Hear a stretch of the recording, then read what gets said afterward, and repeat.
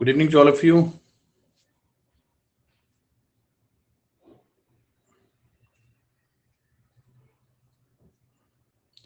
Good evening to all of you.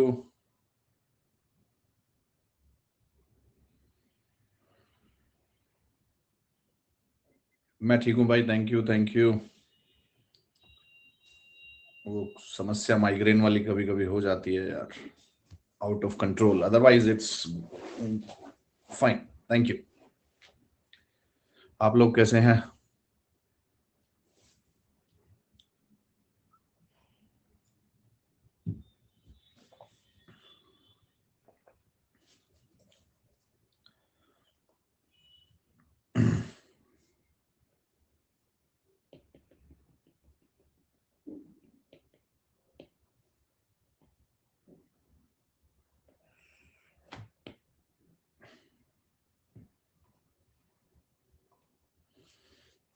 Okay, pre की preparation तो करनी पड़ेगी भाई अब। जय Hind sir, till now I watched your recorded lectures, first time watching live. जय हिंद जय हिंद, अच्छी बात है भाई, लाइव देखो। रिकॉर्डेड समझ में आता है, रिकॉर्डेड देखो, टाइम मैनेज होता है जैसे मर्जी, बट देखो इनको। Yes, that is more important. I think now people they have joined. Audio video clear?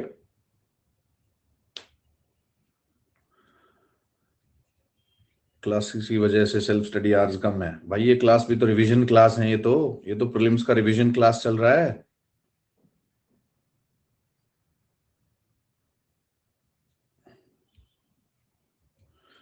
Achievements and service preference, हाँ मौका देता है यूपीएससी, पर अचीवमेंट कैसे बदल दोगे 2-3 महीने में? क्या ऐसा अचीव कर लोगे कि बदलने की जरूरत पड़ेगी हमें?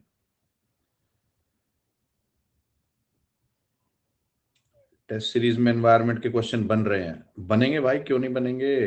बट मुझे मतलब ही नहीं है टेस्ट सीरीज से, मेरा मतलब है वहां बनने चाहिए। टेस्ट सीरीज से क्या लेने देना हमने? टेस्ट सीरीज के क्वेश्चन क्या आप तो तुम्हारे नोट्स में बनाए जा रहे हो? ये बात थोड़ी हुई।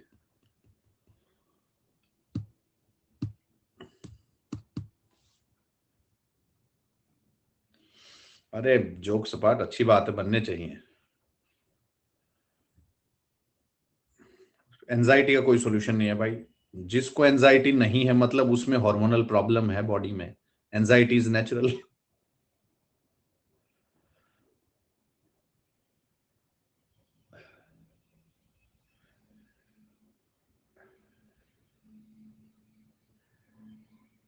I think people they have joined now.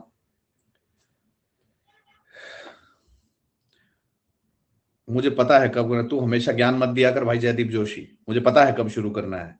5-7 minute मैं लेट हूं, बच्चे आने ज्वाइन करने दिया करो उन्हें, ठीक है?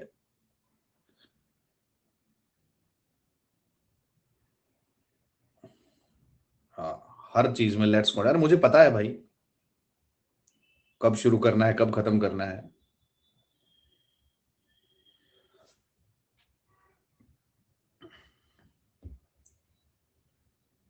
ठीक है जी।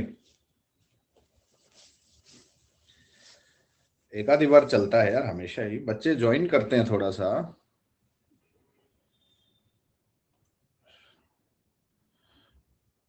अच्छा, मैं गुस्सा जल्दी हो जाता हूँ, कोई नहीं बेटा।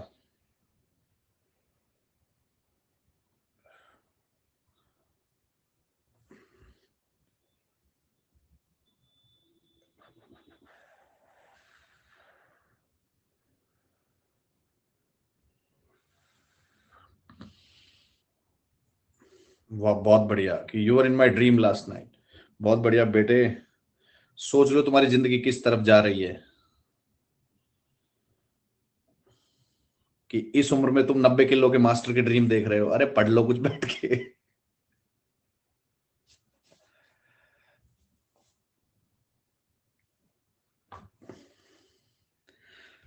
चलो जी,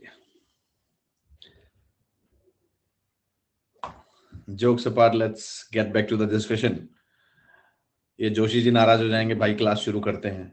लोग आते रहेंगे लेट, नहीं तो जोशी जी नाराज हो जाएंगे, सर मैं पहले आया आपने पढ़ाया नहीं।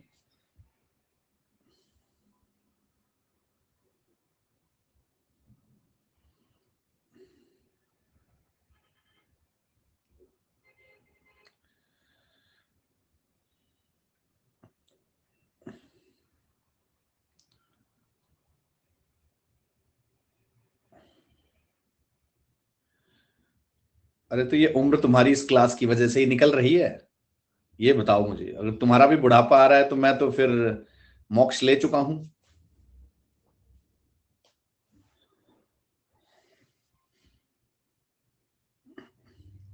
व्हाट्स द डेट, कितना डेट है आज भाई? 17।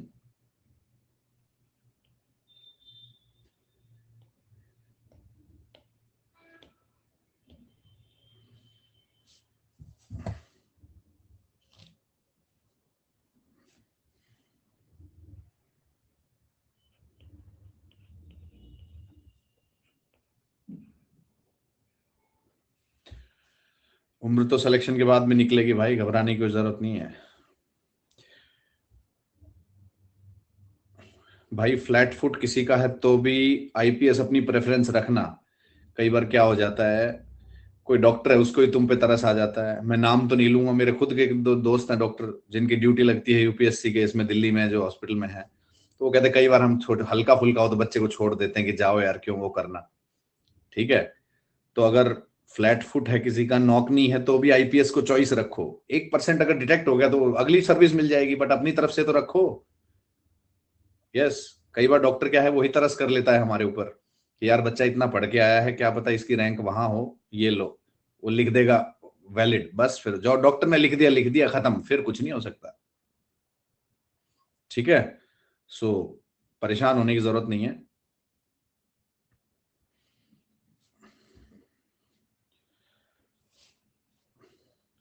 वो अच्छे मूड में हो डॉक्टर, क्या पता।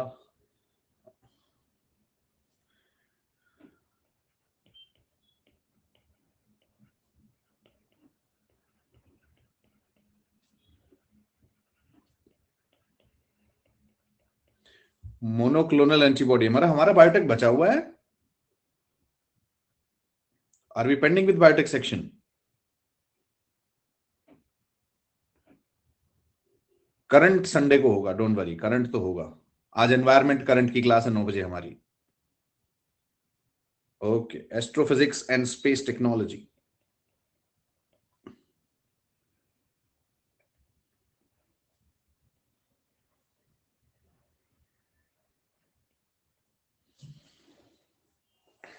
Astrophysics and space technology is the topic that we are going to start now. देखो भाई, ये जो सेगमेंट है बायोटेक के बाद सबसे रेलेवेंट यही है।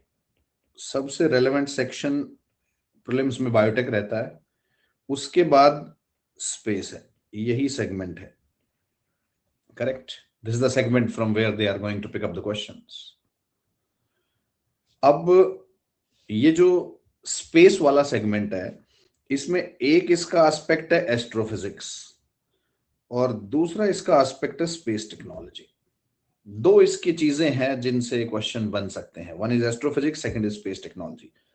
एंड यूपीएससी दोनों पिकअप कर रहा है यार, continuously they are asking questions from both. दोनों से क्वेश्चंस आ रहे हैं, आपने देखा होगा। जैसे अगर मैं बात करूं तो यूपीएससी क्वेश्चन पूछता है ब्लैक होल से, यूपीएससी क्वेश्चन पूछता है आपका ग्रेविटेशनल वेव्स से,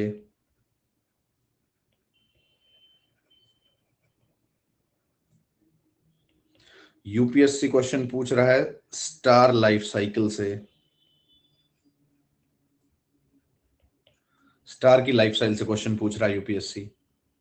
यस, यूपीएससी आपसे क्वेश्चन बना रहा है पल्सर्स के ऊपर, यूपीएससी क्वेश्चन बना रहा है सोलर विंड्स पे,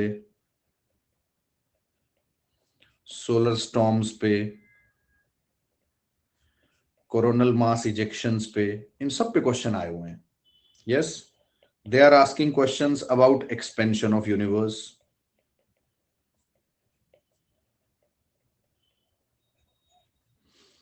दे are asking questions about expansion of universe. Correct, तो ये आपके एस्ट्रोफिजिक्स की इंफॉर्मेशन है, मतलब इसमें टेक्नोलॉजी कुछ नहीं है, तो जो हो रहा है वो हो रहा है यूनिवर्स में, this is what is there. एक मतलब एटसेट्रा एटसेट्रा, बहुत लंबा चौड़ा डोमेन है, बहुत लंबा चौड़ा सेक्शन है। करेक्ट, तो they are asking questions on that. Aurora से हमारा मतलब नहीं है, औरोरा तो आप ज्योग्राफी में पढ़ोगे भाई।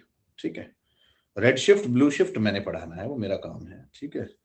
इसके बाद जब हम बात करें स्पेस टेक्नोलॉजी डोमेन से, स्पेस टेक्नोलॉजी में you are getting the questions on PSLV, GSLV, SSPO, geosynchronous, AstroSat, Chandrayaan, Mars Orbiter Mission, yes और no, James Webb telescope,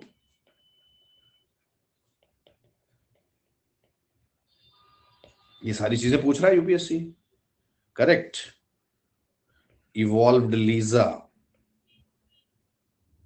LIGO, everything.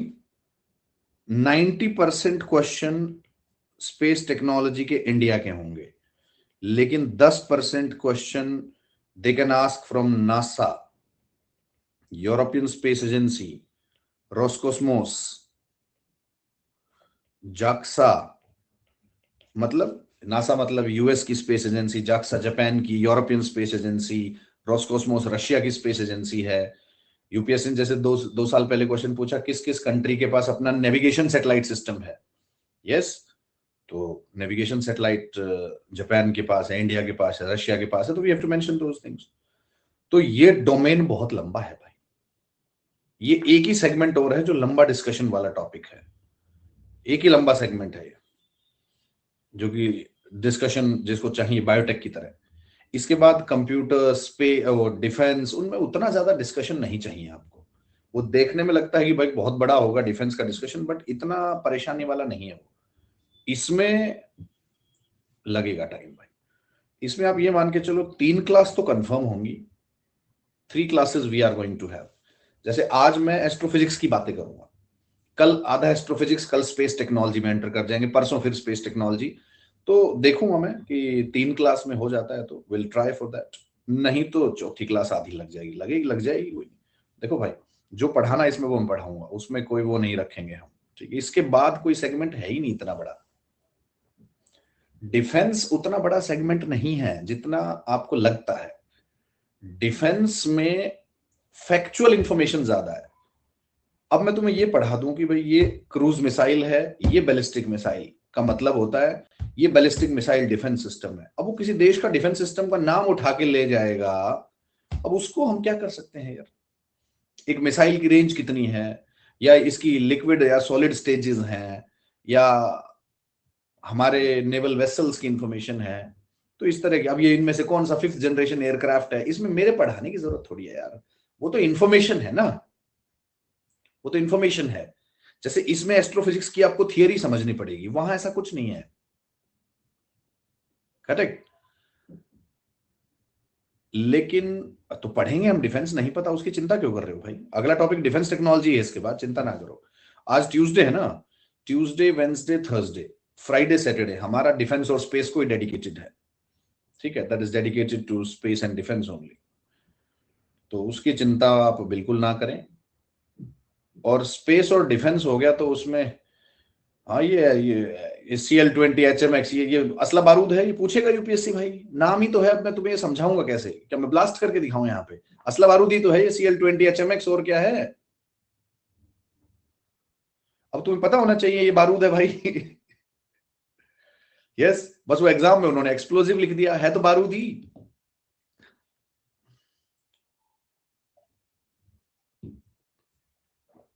Correct. तो आपने मकसद नहीं भूलना है कि जहां से जैसे क्वेश्चन आए उसी पे ध्यान देंगे हम लोग।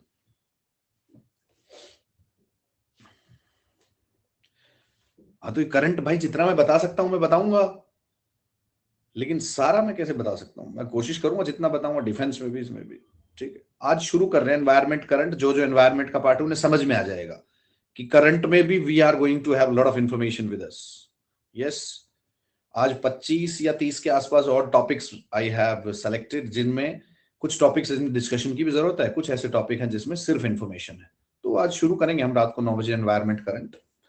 चलो भाई, so let's begin with the astrophysics part.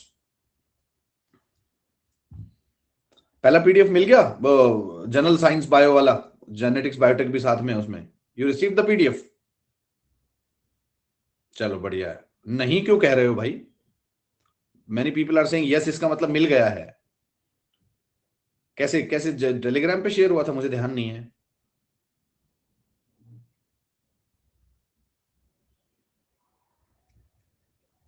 अच्छा, पोर्टल पे डला था, ऐप पे, कोई बात नहीं, मैं टेलीग्राम पे भी डाल दूंगा। यस, वो पीडीएफ पढ़ना है। अभी तक किसी पीडीएफ के लिए मैंने तुम्हें ये नहीं कहा है पढ़ना है। यस, बाकी तो वो ऐसे ही बस, ये पीडीएफ पढ़ना है, जो पहला पीडीएफ साइंस का रिलीज किया है, पढ़ना है। करेक्ट। चलो, उसमें फैक्ट फैक्ट फैक्ट कुछ मैंने डाले हैं नए, जिसको मेरी क्लास में डिस्कशन की जरूरत नहीं है, लेकिन मैंने उसमें डाले हैं जो काम के हो सकते हैं, तो पढ़ लेना भाई। चलिए देखो, जब हम बात करते हैं टर्म स्पेस की, तो ये जो टर्म स्पेस है इसे डिफाइन करती है एक line, we call it as carbon line.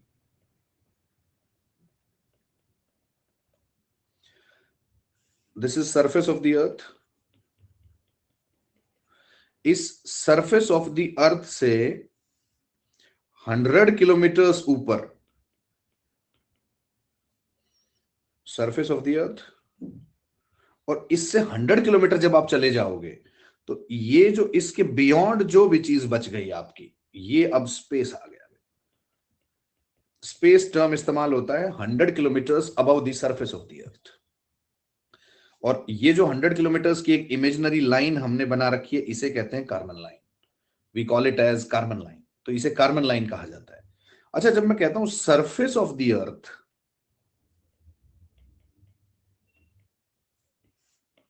तो हम कैसे डिफाइन करेंगे कि this is the surface of the earth? चलो ज्योग्राफी टेस्ट कर लेते हैं थोड़ी। सी लेवल या मीन सी लेवल? तो this is defined based on mean sea level. अच्छा, मीन सी लेवल कैसे डिफाइन करोगे? How you will define the mean sea level, कि ये मीन सी लेवल है sir? How you will mention about mean sea level?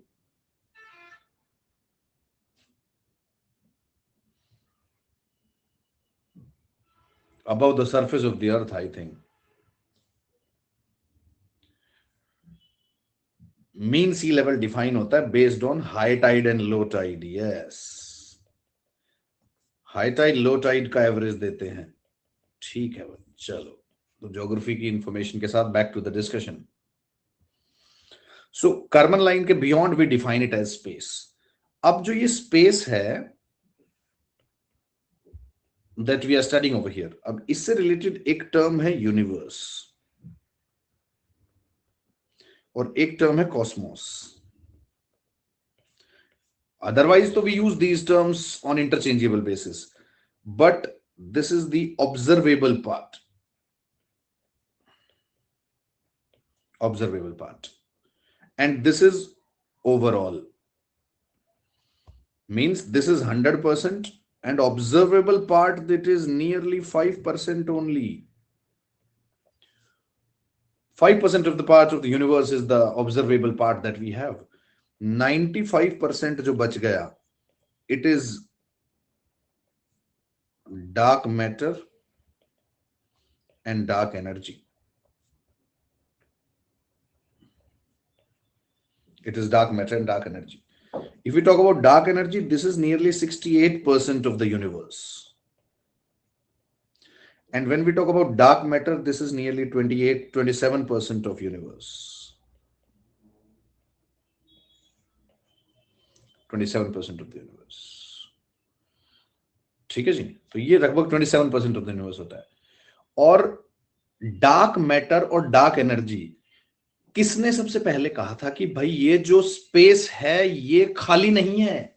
मतलब इसका ये मतलब नहीं है कि यहां कुछ भी नहीं है, बट डार्क इसलिए कह रहे हैं कि आपको कोई लाइट आती हुई नहीं दिखती वहां से, सीधे मतलब अंधेरा है इसलिए कह दिया dark. You are not finding any light coming out from there. Yes, तो पहली बार एल्बर्ट आइंस्टीन साहब ने ये कहा था कि this particular part of the universe that we do not know is not empty. ये देखो इस तरह के स्टेटमेंट्स यूपीएससी यूज कर रहा है, रिलेटिविटी से उठा उठा के कहीं से टर्म्स यूज कर रहा है। 2-3 बार पूछा उन्होंने ऐसी स्टेटमेंट्स, मतलब ये वाली तो नहीं पूछी है। तो जहां आप डार्क मैटर डार्क एनर्जी लिख रहे हो उसके साइड में स्टेटमेंट यूज कर लो। For the first time Einstein said that, for the first time Einstein said that, for the first time Einstein said that, एक सेकंड रुकिएगा प्लीज।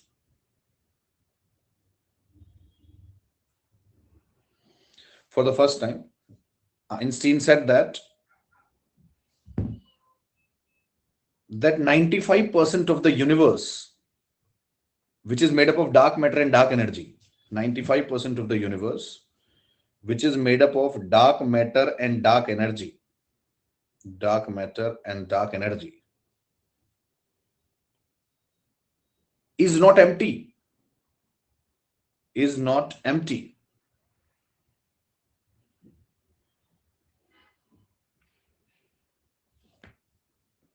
ठीक है जी। मतलब वो हो सकता है आइंस्टीन साहब का नाम ना दे, वो स्टेटमेंट में यही दे दे कि डार्क मैटर डार्क एनर्जी खाली पार्ट है। स्पेस टाइम बेंडिंग भी पूछे पढ़ेंगे, रुको तो ग्रेविटेशनल लेंसिंग पे भी आएंगे, रुको भाई रुको।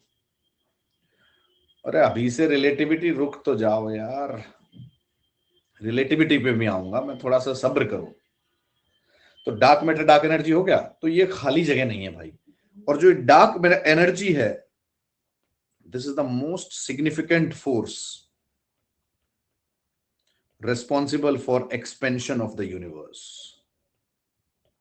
तो ये आपको पता होना चाहिए, सबसे सिग्निफिकेंट फोर्स जो एक्सपेंड करवा रहा है यूनिवर्स को, that is what is dark energy. Dark energy dark matter define है, मतलब this is that part of the universe from where we do not see any light coming from that, and it contains such mysterious forces that are responsible for the actual existence. And matter ये जो है, this is having primarily the heavy metals, heavy elements. अब heavy elements है इसीलिए तो fusion नहीं हो रहा, फ्यूजन नहीं हो रहा इसलिए एनर्जी नहीं बन रही, सीधा सीधा सा है। देखो छोटे एलिमेंट अगर हाइड्रोजन हीलियम मिल गए तो कंबाइन हो ही जाएंगे, फ्यूजन हो जाएगा, फ्यूजन हो गया तो एनर्जी आ गई, लाइट आ गई। अब लाइट जब यहां फ्यूजन हो नहीं पा रहा इसलिए लाइट नहीं आ रही, correct. So most significant force है जिसको समझा जाता है related to expansion of the universe, वो डार्क एनर्जी है, डार्क एनर्जी है। अच्छा, I will explain at some point of time, but जब मैं कह रहा हूं expansion of the universe, when I am using the term expansion of universe, तो ये किसके साथ कनेक्ट होगा, रेड शिफ्ट या ब्लू शिफ्ट?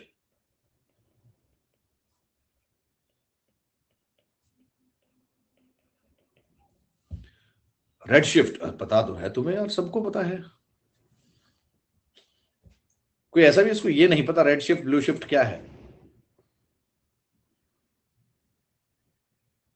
ओहो, कॉस्मिक वेव माइक्रो, अरे रुक जाओ भाई, आज तो तुम सारे ऐसा लग रहा है इसरो से आए हो, कॉस्मिक माइक्रोवेव बैकग्राउंड पे भी, अभी रुक जाओ। यस, उनका सोचो जो ये सोच रहे हैं कि ये पता कैसे चल लगाया कि 5% के बारे में ही पता है हमें, उनका सोचो।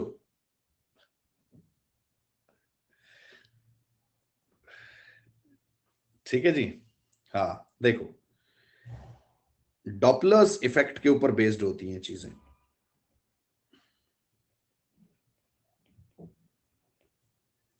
बहुत आसान सा क्वेश्चन आ सकता है डॉपलर इफेक्ट पे, यही समझा देता हूं। ठीक है, डॉपलर्स इफेक्ट जो है, डॉपलर्स इफेक्ट में क्या होता है, वेव्स हैं, ये सोर्स है, और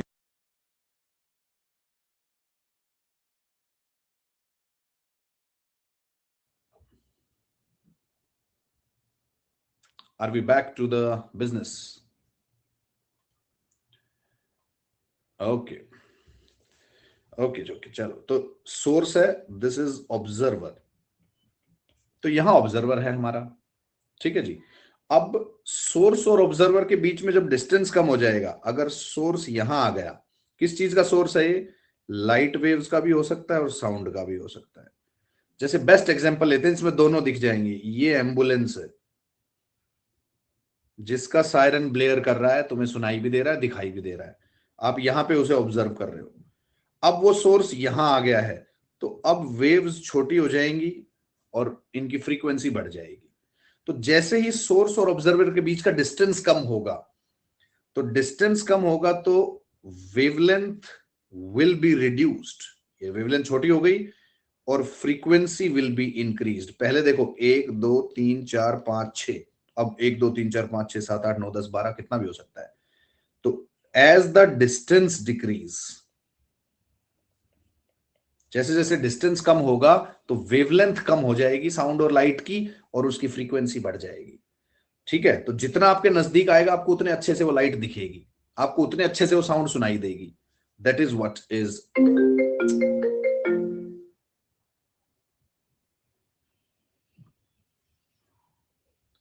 डिस्कनेक्ट तो नहीं हुई क्लास?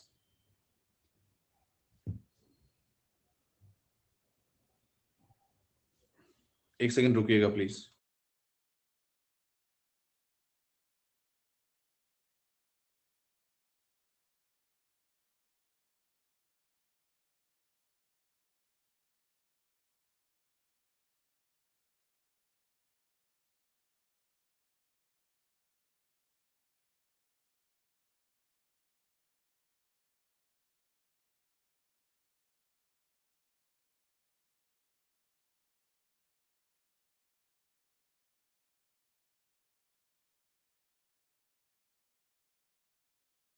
ओके,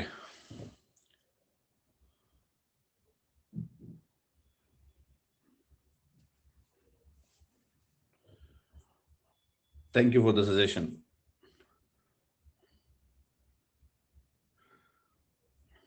और तुम्हें ऐसा क्यों लग रहा है कि सर को पता ही नहीं होगा?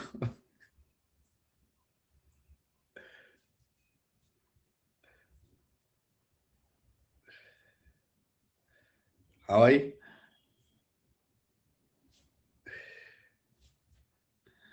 चलिए,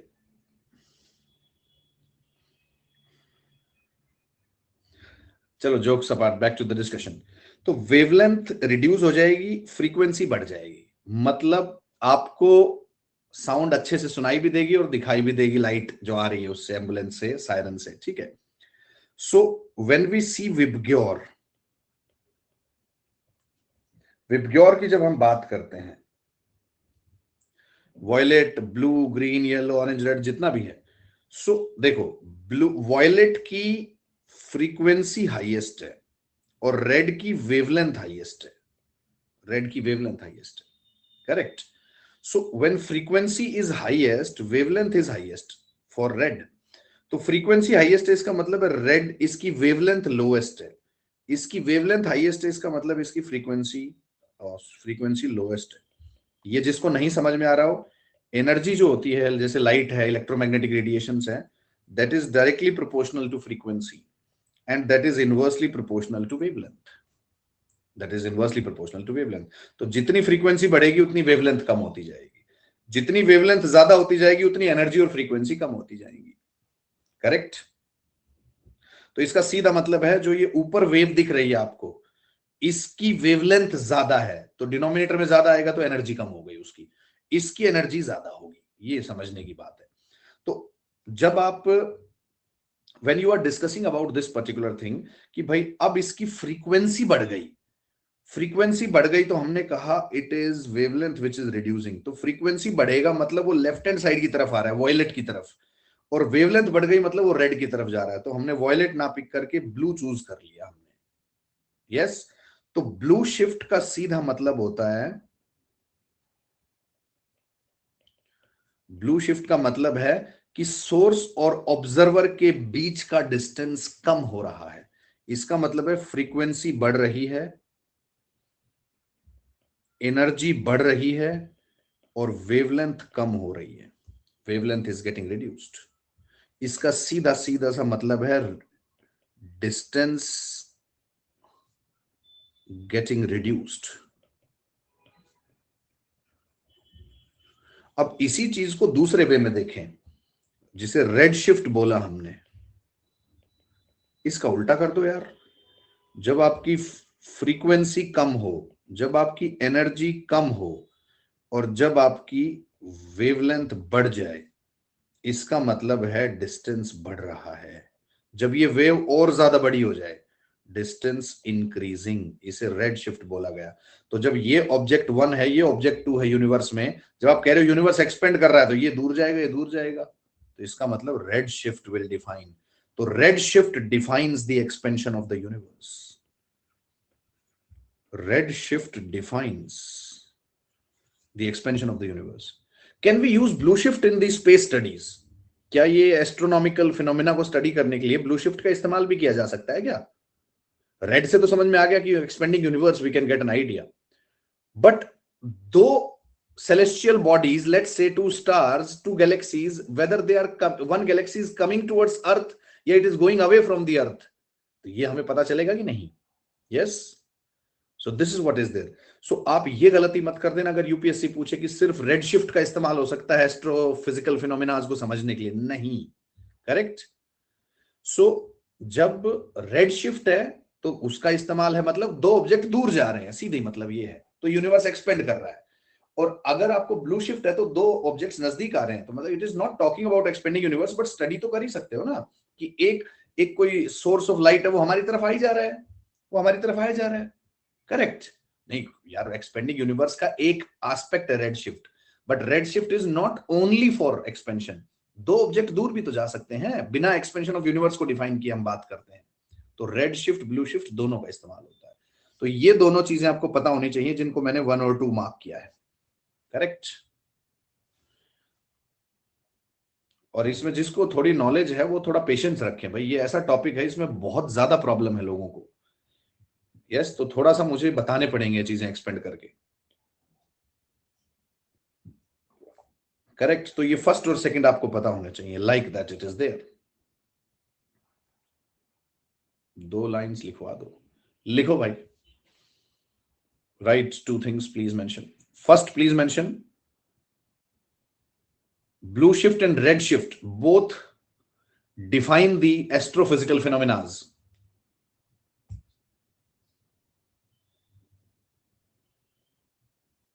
Both define the astrophysical phenomena. Astrophysical phenomena.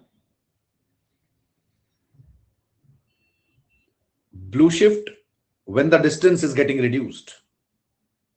Blue shift when the distance is getting reduced, and red shift when the distance is getting increased. Red shift when the distance is getting decreased.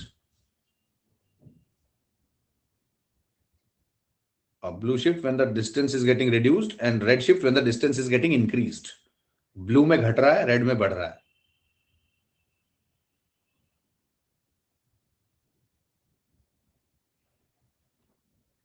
Correct.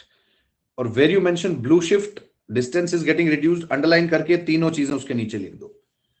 Increase in frequency, increase in energy and decrease in wavelength. और where you mention red shift, वहां ये लिख दो, increase in wavelength,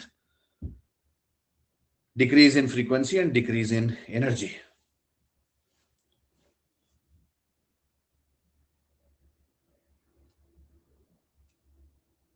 okay. And एक दूसरा लिखना चाहो तो लिख लो, red shift defines the expanding universe. अरे एटॉमिक स्ट्रक्चर कहां से बीच में आ गया?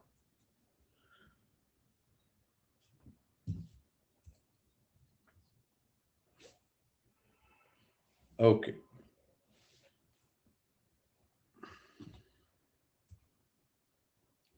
फर्दर कंटिन्यू करते हैं भाई। तो अब यूनिवर्स की जो बात थी, अब इसमें एक जो ये यूनिवर्स है, देखो इस यूनिवर्स में मिलियंस ऑफ गैलेक्सीज हैं।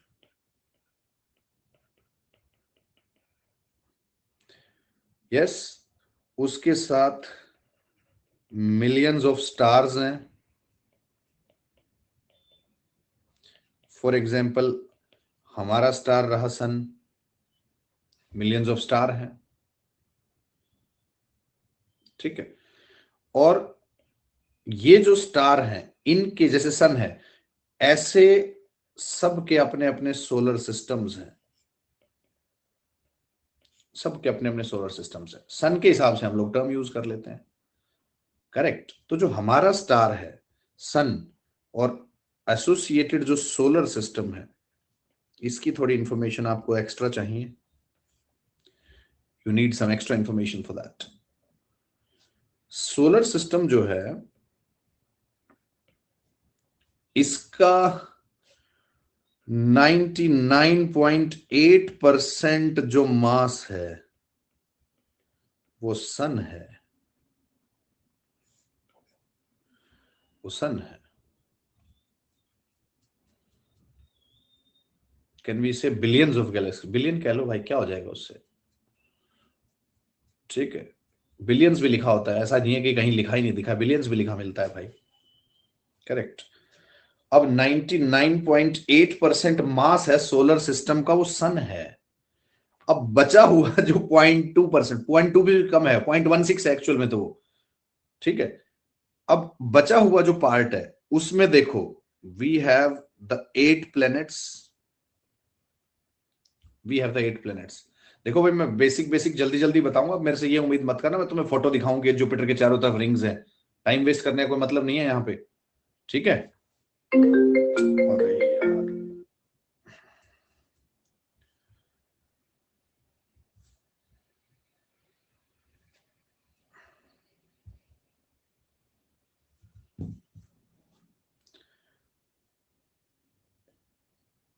8 प्लैनेट्स है हमारे पास, प्लस उन प्लैनेट्स के अलावा एक एस्टेरॉइड बेल्ट है बड़ी फेमस, और इन पे भी क्वेश्चन आते हैं। देखो है तो ये बहुत बेसिक, लेकिन इन पे भी क्वेश्चन पूछ रहा है यूपीएससी।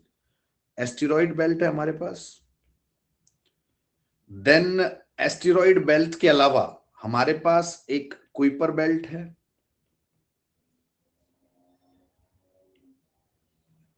और एक हमारे पास ऊट क्लाउड है, वी हैव द ऊट क्लाउड। तो ये कंप्लीट सोलर सिस्टम है।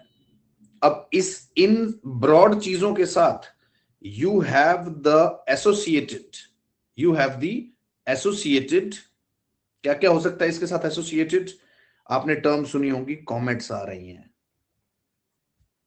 यस, कॉमेट्स इसके साथ आ रही हैं भाई। देन जो 8 प्लैनेट्स हैं इनके साथ एसोसिएटेड मून्स हैं, जिन्हें आप नेचुरल सैटेलाइट्स कहते हो, करेक्ट। और इसके अलावा फिर हमारे पास ड्वार्फ प्लैनेट्स हैं। देखो 4 ब्रॉड चीज डिफाइन कर दी, उसके अलावा ये सब चीजें भी हैं। You have the dwarf planets, dwarf planets भी हमारे पास भाई, correct. Then you have the meteoroids, meteors, meteorites. तो ये चीजें एटलीस्ट आपको पता होनी चाहिए, these things at least we should know related to this, ठीक है। तो जो आपका यूनिवर्स है इसमें गैलेक्सीज हैं, स्टार्स हैं, उनके सोलर सिस्टम है एंड ऑल एंड ऑल, और फिर एक हमारा सोलर सिस्टम आता है, then we have one solar system with us, correct, जिसमें सन मेजॉरिटी ऑफ द हिस्सा लेके बैठा हुआ है। उसके अलावा प्लैनेट्स हैं, एस्टेरॉइड बेल्ट है, कुइपर बेल्ट है, वुड क्लाउड है, देन कॉमेट्स एंड ऑल, ये सब हमारे पास है। फिर this is what we have after that, ठीक है जी। Moons, natural satellites, meteors, meteorites. अब एक बार तो यूपीएससी ने इस पे ही क्वेश्चन पूछ लिया था, यस।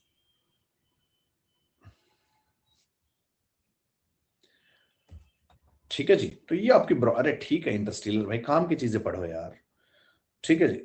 आगे बढ़े तो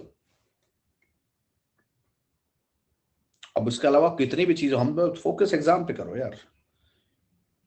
अब जो ये आपके 8 प्लैनेट्स हैं,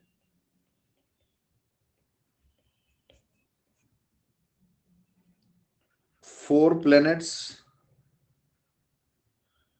जिन्हें हम कहते हैं इनर प्लैनेट्स, यहां एक एक इंफॉर्मेशन है जहां से क्वेश्चन बना सकता है यूपीएससी। 4 प्लेनेट हैं जिन्हें आप आउटर प्लैनेट्स कह सकते हो। इनर प्लैनेट्स हाई डेंसिटी के हैं, जैसे अर्थ है, ऐसे अर्थ के जैसे हैं तो आप इन्हें टेरेस्ट्रियल प्लैनेट्स कह देते हो, डेंसिटी ज्यादा है इनकी। ये लेस डेंसर हैं, इन्हें गैशियस जायंट्स कहते हैं, इन्हें गैशियस जायंट्स कहते हैं। क्यों? क्योंकि ये सॉलिड चीजों से कम बने हैं, गैशियस चीजों से ज्यादा बने हुए हैं। ठीक है, इन्हें जोवियन प्लैनेट्स कहते हैं। ये इनर थे तो ऑटोमेटिकली ये आउटर हो गए। ठीक है जी। और ये जो आउटर प्लैनेट्स हैं, इनके चारों तरफ रिंग्स हैं। आई थिंक बहुत इजी चीज है समझना, गैसेस और डेब्री की रिंग्स हैं, गैसेस और डेब्री की रिंग्स हैं। Correct. Mercury, Venus, Earth, Mars, Jupiter, Saturn, Uranus और नेपच्यून। ठीक है जी।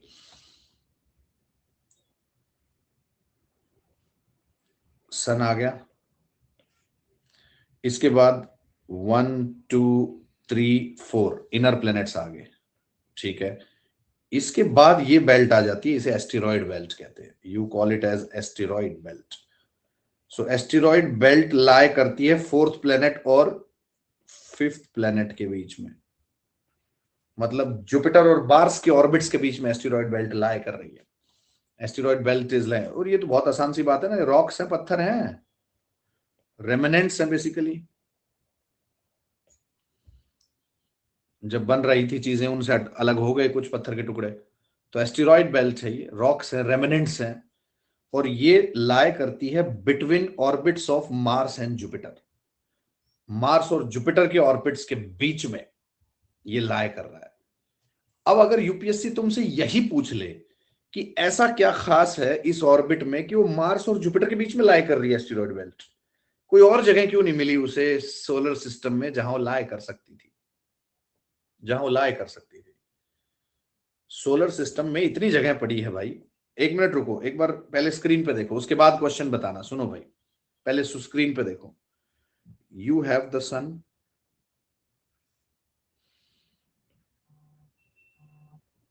then we have the 4 planets,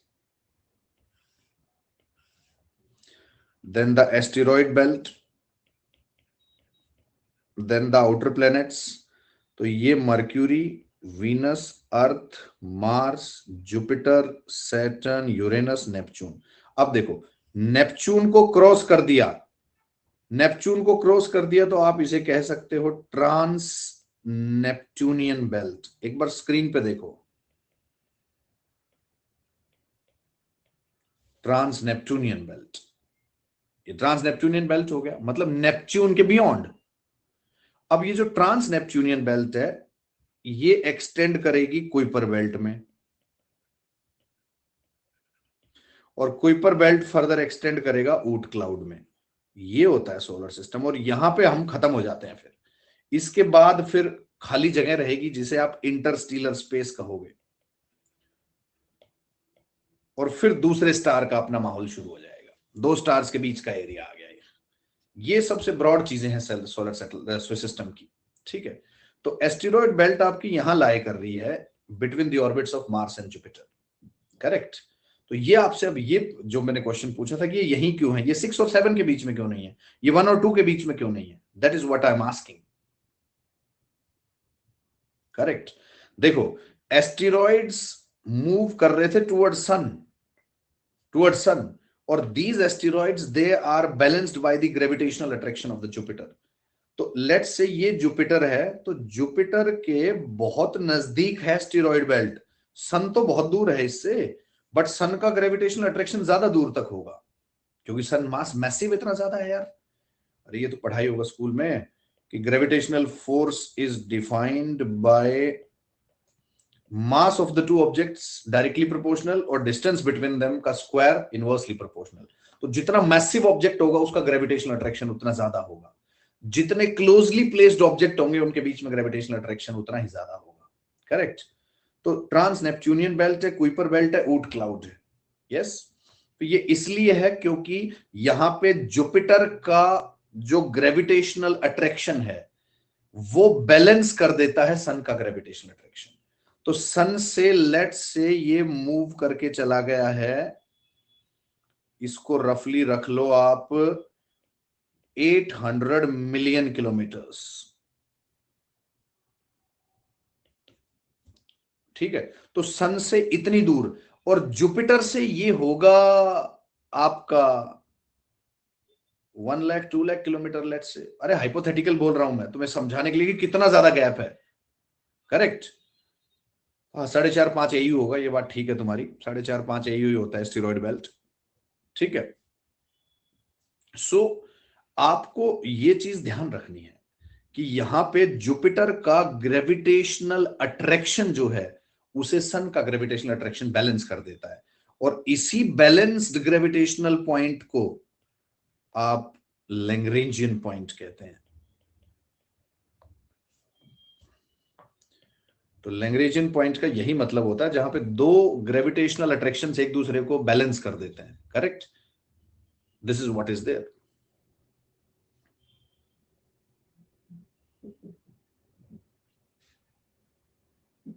ठीक है भाई। Then why don't the asteroids on the opposite side of the Jupiter orbit do not get pulled? तो अच्छा, मतलब Jupiter एक ही जगह पे है? जुपिटर एक ही जगह पे थोड़ी है भाई, वो भी मूव कर रहा है, एस्टेरॉइड भी घूम रहे हैं तुम्हारे। ठीक है जी। तो यहां ग्रेविटेशनल अट्रैक्शन का रोल है। अरे सुन तो लो यार, पोटेंशियल बैलेंस। फिर आपने दो कॉन्सेप्ट सुने होंगे, सेंट्रीपिटल और centrifugal. Centripetal and centrifugal.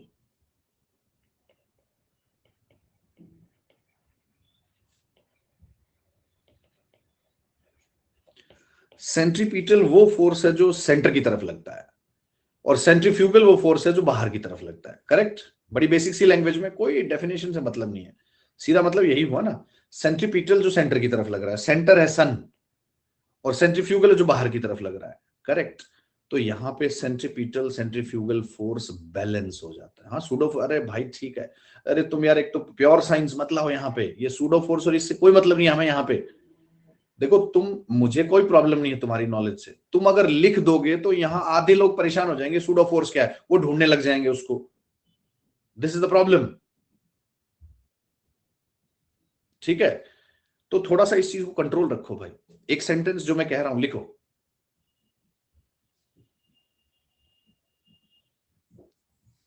Please mention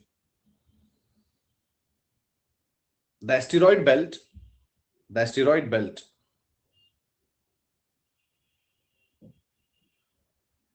the asteroid belt lies in the orbits, lies in between the orbits of Mars and Jupiter.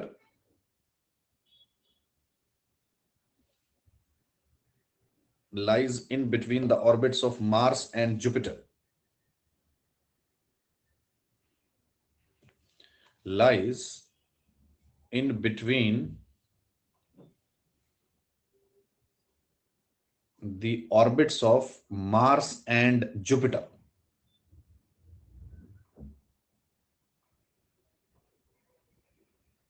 In between the orbits of Mars and Jupiter.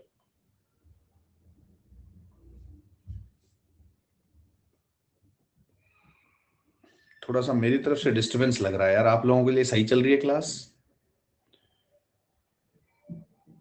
Is it going well, sound as well as video? मुझे थोड़ा सा ऐसा feel हो रहा है।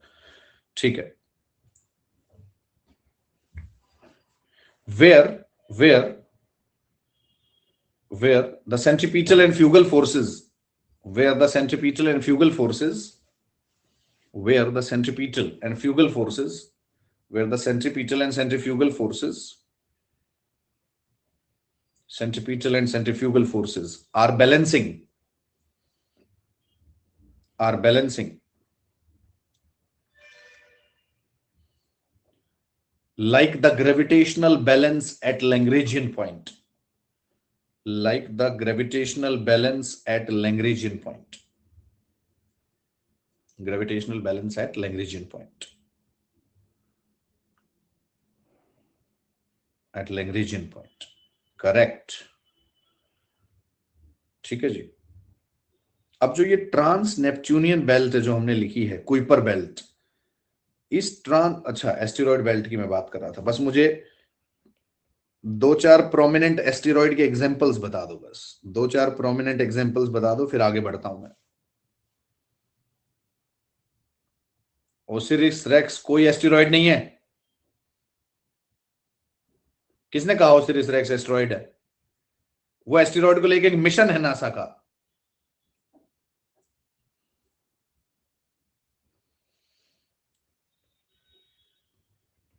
Bennu asteroid, Ryugu asteroid, Amor asteroids, Trojan asteroids, ठीक है जी, Apollo asteroids. बस बस बस बहुत है, क्या करोगे ज्यादा का। ठीक है, साइकी, अरे बस करो यार, ये एस्टेरॉयड्स हैं आपके, दीज आर द एस्टेरॉयड्स। अब जो सबसे रेलेवेंट दो हैं, बेनू जो है, इसको लेके नासा का मिशन है ओसिरिस रेक्स, जिसमें वो पत्थर कलेक्ट करके वापस आ गए हैं। 250 ग्राम पत्थर लेके आए हैं और वापस अर्थ पे लैंड कर गए हैं। यूगो एस्टेरॉयड के लिए जापान का मिशन है हायाबुसा 2। तो ये दोनों जो मिशंस हैं, बेसिकली ये मिशन है सैंपल कलेक्ट करने के, एस्टेरॉयड से सैंपल कलेक्शन, और दोनों आ चुके हैं सैंपल कलेक्ट करके। ओसिरिस रेक्स नासा का मिशन है, हायाबुसा 2 जाक्सा का है, Japanese space agency, Japanese space agency. Correct. चलो, तो ये एस्टेरॉयड हो गए, कोई खास बात नहीं। ये जो कुइपर बेल्ट वाला है, यहां पे ड्वार्फ प्लैनेट्स लाई करते हैं। We have the dwarf planets. अब before I further switch to dwarf planet, एक चीज ध्यान रखो, एक ड्वार्फ प्लैनेट हमने एस्टेरॉयड बेल्ट में मार्क किया हुआ है। यहां पे है सारे ड्वार्फ प्लैनेट, लेकिन एक एस्टेरॉयड बेल्ट में हमने रखा हुआ है जिसका नाम है सिरिस। ठीक है जी। तो ये जिसको नहीं पता वो लिख सकते हैं। करेक्ट।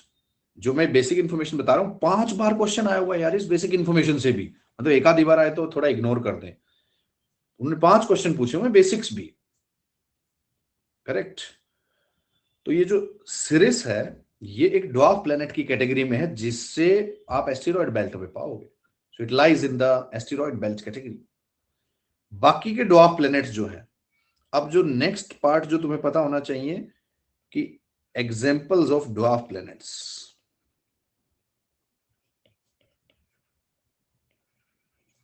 पहला, ये लो मैंने लिख दिया सिरिस, और ये है आपका एस्टेरॉयड बेल्ट में।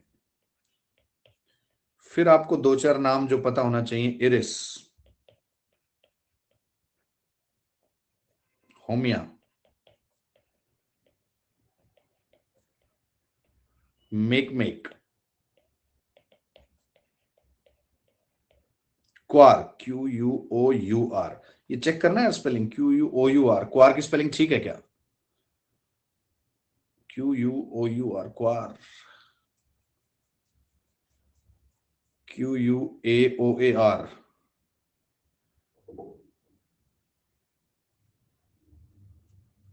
QUAOR, QUAOR, ऐसा है तो है क्वार, क्वार। देख लेना भाई, जो भी है तुम्हारे ऊपर छोड़ा। और ये तो बेचारा थोड़ा सा परेशान है, प्लूटो। तो ये एग्जांपल्स आपके ड्वार्फ प्लैनेट्स के। ठीक है। अब आप इन्हें प्लैनेट भी कह रहे हो और प्लैनेट की कैटेगरी में भी नहीं रख रहे, तो how you will justify this thing कि ये ड्वार्फ प्लैनेट क्या है? और मैं तुम्हें बता रहा हूं, जो आपका इंटरनेशनल लेवल पे प्लूटो का स्टेटस है, इसको लेके पिछले 1-1.5 साल में बहुत ज्यादा डिस्कशन हुआ है। जो इंटरनेशनल एस्ट्रोनॉमिकल यूनियन है, वहां पे प्लूटो को दोबारा प्लेनेट कंसिडर करने के डिस्कशंस चले हुए हैं। दोबारा प्लेनेट कंसिडर करने के डिस्कशंस चले हुए हैं। तो ड्वार्फ प्लेनेट पे जनरल एस्ट्रोफिजिक्स का क्वेश्चन बन सकता है, क्वेश्चन बन सकता है। तो ड्वार्फ प्लेनेट देखो, इन्हें पहली बात तो इन्हें प्लेनेट क्यों कह रहे हैं, क्योंकि ये राउंडेड हो चुके हैं अपनी ग्रेविटी से। They have become rounded because of their gravitational attraction. जैसे कि प्लेनेट है, ऐसे ये भी गोल हो गए हैं भाई, करेक्ट। दूसरा, ड्वार्फ क्यों कह रहे हैं, पहली चीज तो ये राउंडेड है ड्यू टू ग्रेविटी। दूसरा, do we have some issue?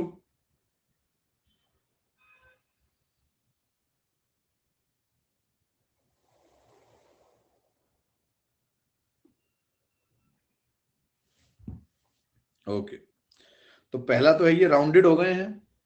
दूसरा, स्मॉलर इन साइज हैं। और तीसरा, they do not have a fixed rotatory path, fix नहीं है वो, जो इनका ट्रेजेक्टरी है that is not very well defined, that is not very well defined. जैसे अर्थ है वो सन के चारों तरफ भाई चक्कर लगा रही है, ऐसे इनका नहीं पता, ये इधर उधर भाग जाते हैं, correct. That is what is it. नहीं, हाउ यू कैन से कि इनकी ग्रेविटी ज्यादा है भाई, बिल्कुल नहीं कह सकते। आप क्यों कह सकते हो? तो ये चीजें देखो, राउंडेड है, स्मॉलर साइज है, फिक्स्ड ट्रेजेक्टरी नहीं है। काटक ये लगाया मैंने, कहीं लिख दो फिक्स्ड ट्रेजेक्टरी, इसलिए कह रहे हैं। Yes, this is what you should know. तो इसीलिए इन्हें ड्वार्फ प्लैनेट्स कहा गया है। You call it as dwarf planet, you call it as dwarf planet. अब जनरल डिस्कशन में एक और टर्म है जिसका मुझे यूज करना है, वो ये तीनों टर्म्स है जहां से क्वेश्चन आ सकता है भाई। ये टर्म्स बहुत बेसिक है और क्वेश्चन बना सकता है यूपीएससी। Meteoroids, meteors, meteorites. देखो बहुत आसान सी बात है, सिंपल इसको ये समझो कि जो ये मीटियोरॉइड्स हैं, ये मीटियोरॉइड्स वो रॉक स्ट्रक्चर्स हैं, वो रॉकी रेमिनेंट्स हैं, रॉकी रेमिनेंट्स इन स्पेस, जो स्पेस में घूम रहे हैं, उन्हें आप कह दोगे मीटियोरॉइड्स, ठीक है। दूसरा, आप मीटियोर्स कह लो। मीटियोर्स हैं जो कि प्लेनेट के एटमॉस्फेयर में एंटर कर गए हैं। ये वही पत्थर हैं जो प्लेनेट्स एटमॉस्फेयर में आ चुके हैं। और रॉकी रेमिनेंट्स नहीं भी, Rocky structures, I am sorry, Rocky structures हैं, ठीक है, स्पेस में। अब वो जब प्लेनेट के एटमॉस्फेयर में आ गए हैं, प्लेनेट्स एटमॉस्फेयर, तो उन्हें मिटियोर्स कह देते हो आप। और जब ये अब प्लेनेट के एटमॉस्फेयर में आ गए, अब इनके ऊपर इंपैक्ट होगा, गैसेस का फ्रिक्शन लगेगा, जो भी होगा, अगर ये सरवाइव कर गए और सरफेस पे टकरा गए, अगर ये अर्थ सरफेस पे आके टकरा गए लेट्स से, तो आप इन्हें मेटियोराइट्स कह देते हो। You call it as meteorites. अब जहां टकराएंगे वहीं गड्ढा हो जाएगा, गड्ढे में पानी भर गया तो लेक बन जाएगी, लेक बन गई तो मिटियोर की वजह से लेक बनी है, उसे मिटियोरिक लेक कह देते हो आप। You can call it as meteoric lake. Yes, तो मिटियोरॉइड्स, हाँ बिल्कुल ठीक है। एग्जाम्पल लोनार लेक महाराष्ट्र, ये लो भाई। सो meteoroids, meteors, meteorites, ठीक है। अब ये जो सेलेस्टियल बॉडीज हैं जितनी भी, इनके बीच में बहुत लंबा लंबा डिस्टेंस है यार। सेलेस्टियल बॉडीज, मीटियोराइट्स, देखो अगर स्पेस में घूम रहा है पत्थर तो उसे मीटियोरॉइड कह दो। अगर वो स्पेस की लेयर से निकल के अर्थ के एटमॉस्फेयर में आ चुका है, उसे मीटियोर कह दो। और अगर एटमॉस्फेयर के फ्रिक्शन को और सब चीजों को सरवाइव कर गया और नीचे आके टकरा गया अर्थ की सरफेस पे, तो उसे मीटियोराइट कह देते हैं। वो सरफेस पे टकरा गया आके, that is what we call it as meteorite. अब वो इतना भारी होता है, कहीं भी गिरेगा तो इतनी ऊपर से आगे तो गड्ढा तो होगा ही ना, वहां पानी भर जाएगा, लेक बन जाएगी, ठीक है जी। This is what is there. इसके बाद जो ये जितने भी सेलेस्टियल बॉडीज हैं,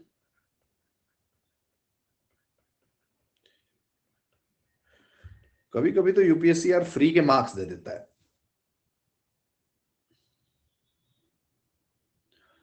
किसी सिटी पर नहीं, गाजियाबाद पे गिरेगा, बात चल रही है, इधर ध्यान दो।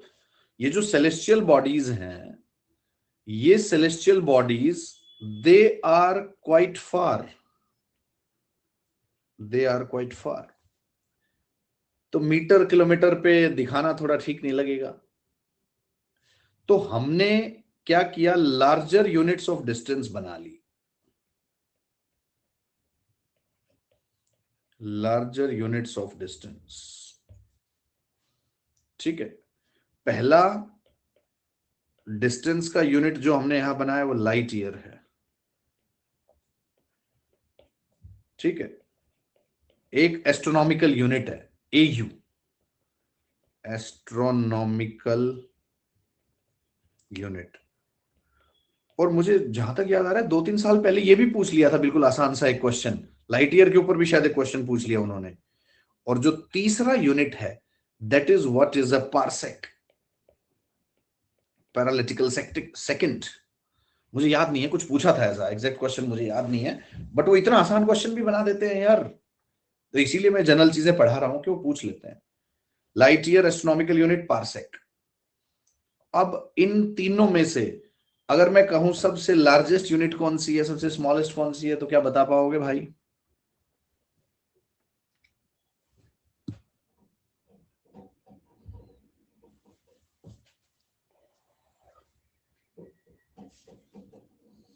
Parsec is the largest. Okay, देखो, ये जो पारसेक होती है, ये 3.26 लाइट ईयर्स के बराबर होती है।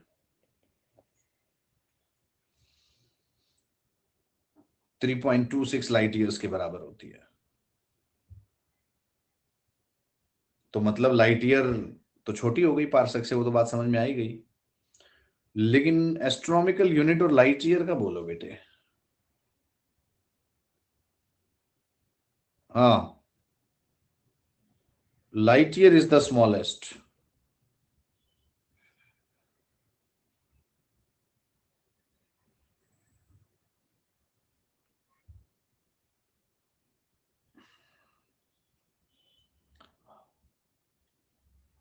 वन एस्ट्रोनॉमिकल यूनिट, करेक्ट, ये सबसे छोटी यूनिट है, विच इज द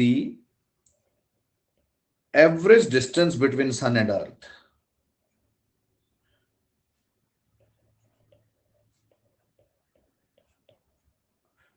और इसे नियरली 150 मिलियन किलोमीटर्स डिफाइन करते हैं हम। 150 मिलियन किलोमीटर्स, एक्चुअली तो 148 समथिंग कुछ ऐसे होता है, बट 150 मिलियन किलोमीटर्स डिफाइन करते हैं। ठीक है, तो एयू और लाइट ईयर में पता नहीं 60,000 का कुछ ऐसे रिलेशन होता है, मुझे याद नहीं है एग्जैक्ट। तो सो एयू स्मॉलेस्ट यूनिट है। देखो, एयू स्मॉलेस्ट है, और स्मॉलेस्ट है ये 150 million kilometre, which is the average distance between sun and earth.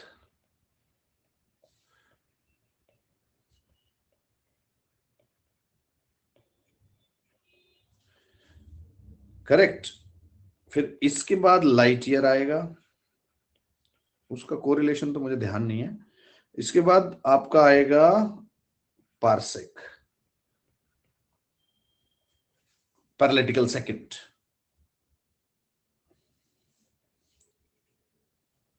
तुम लोग सीएपीएफ भी दे रहे हो, अब सीएपीएफ का मुझे नहीं पता भाई, मुझे कोई मतलब नहीं है सीएपीएफ के पेपर, मैंने नहीं देखे भाई। ठीक है, तो पारसेक की जब बात करें तो ये 3.26 लाइट ईयर्स है, तो इसका मतलब है पारसेक सबसे बड़ी यूनिट है, ऐसे बनेगा। ठीक है जी।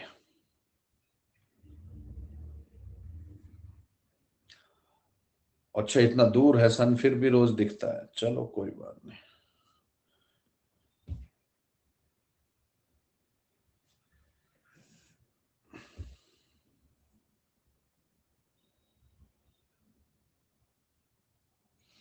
1 light year is equal to 63,241 astronomical. मैंने कहा ना 60,000 समथिंग का रिलेशन होता है, मुझे याद नहीं है, चलो जो भी है। देखो वैसे कमाल की बात है, 150 मिलियन किलोमीटर पे तुम्हें सन दिख रहा है, 3 महीने बाद प्रीलिम्स, उसका कोई ध्यान नहीं है। 150 मिलियन किलोमीटर पे देख रहे हो तुम। चलो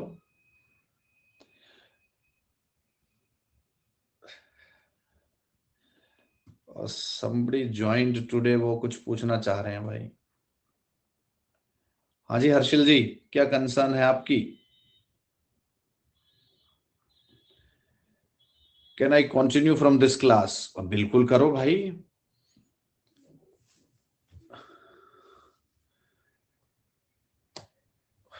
करो भाई बिल्कुल, आज तो नया टॉपिक शुरू हुआ है, वैसे भी करना ही चाहिए यार। कोई पेंडिंग रह जाए उसको छोड़ दो, बाकी तो करो। यस, यही दो चीजों के साथ सबसे बड़ी प्रॉब्लम है, न्यूज़पेपर और ये क्लासेस। न्यूज़पेपर 2 दिन का रह जाए तो कहते हो यार आज का कैसे करूं, 2 दिन का पहले बचा हुआ है। अरे उसको बाद में कर लेना, आज का तो कर लो कम से कम। पहले आज वाले फोकस करो, ऐसे ही उस पे करना है आपको। तो क्लास आज से शुरू करो भाई। वैसे इतनी लेट कैसे हो भाई तुम?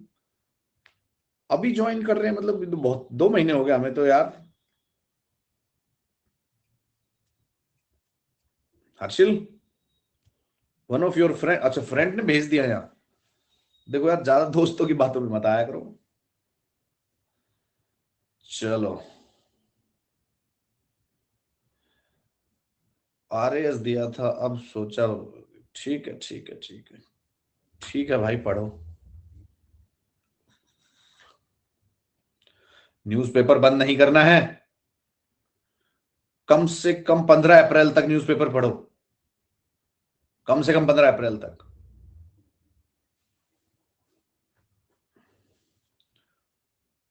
ठीक है भाई, अभी न्यूज़पेपर बंद नहीं करना है, 15 अप्रैल से और 24 मई तक छोड़ देना चाहे।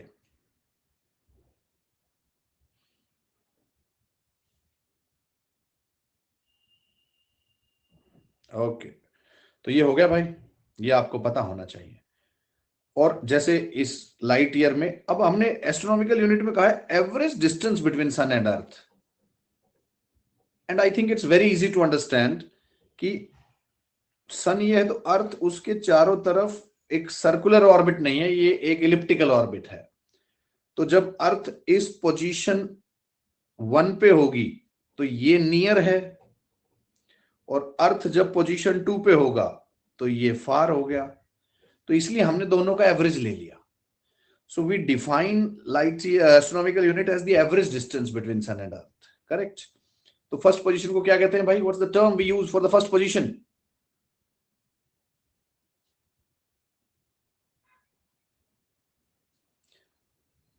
पेरिगी। सन है भाई, मून थोड़ी है। This is perihelion and this is aphelion. Aphelion is the farthest distance between sun and earth, on perihelion is the nearest distance between sun and earth। और जो आप कह रहे हैं भाई एपोगी पेरिगी, ये मून के और अर्थ के कॉन्टेक्स्ट में इस्तेमाल होती हैं टर्म्स। ठीक है, ये मून और अर्थ के कॉन्टेक्स्ट में इस्तेमाल होती हैं टर्म्स। तो ये आपको पता होना चाहिए भाई। ठीक है जी, तो ये एक जनरल इंफॉर्मेशन जो आपको पता होनी चाहिए, करेक्ट?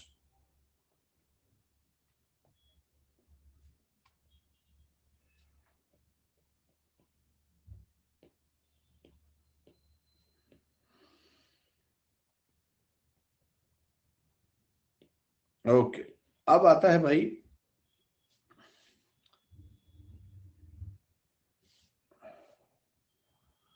न्यूज़पेपर 15 अप्रैल तक कंटिन्यू करना। न्यूज़पेपर में सिर्फ साइंस टेक एनवायरनमेंट नहीं आता बेटे,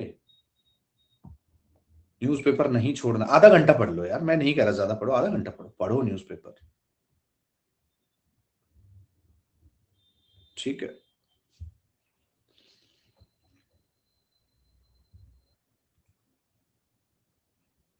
मेजरमेंट नहीं करना है, कैसे पैरालिटिक सेकंड कैसे मेजर किया जाता है वो नहीं चाहिए हमें।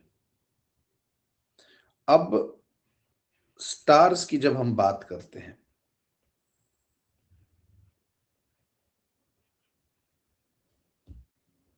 When we talk about the stars, 2 साल बैक टू बैक यूपीएससी पीछे पड़ गया इनके। तो अब वैसे तो देखो मैं छोड़ सकता हूं, इससे क्वेश्चन नहीं आएगा टू बी वेरी ऑनेस्ट, क्योंकि 2 साल back to back life cycle of the star पे क्वेश्चन बना दिया यूपीएससी ने। 23, 24 2 साल बैक टू बैक आ गया स्टार की लाइफ साइकिल पे। तो ये स्टार बहुत चमक चुका है। 2-3 चीजें बता देता हूं बस इसकी। जो स्टार है,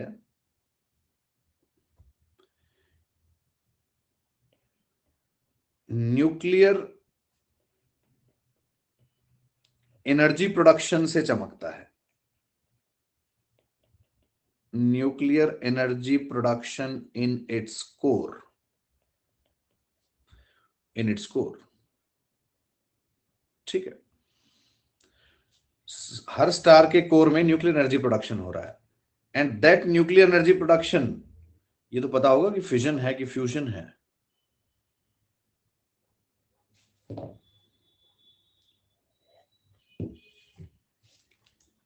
सब फ्यूजन कह रहे हैं तो फ्यूजन ही मान लेते हैं फिर। फिजन वाला तो नहीं है कोई, कहीं वो अरमानों को डिसइंटीग्रेट कर दे।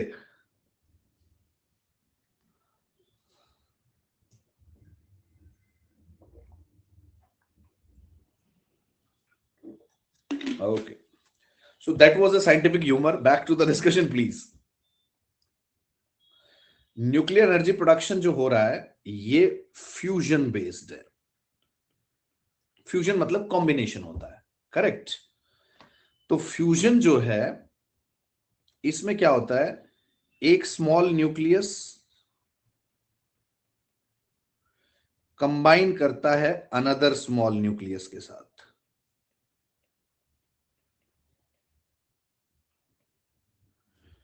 और दोनों मिलके एक हैवी न्यूक्लियस बनाते हैं।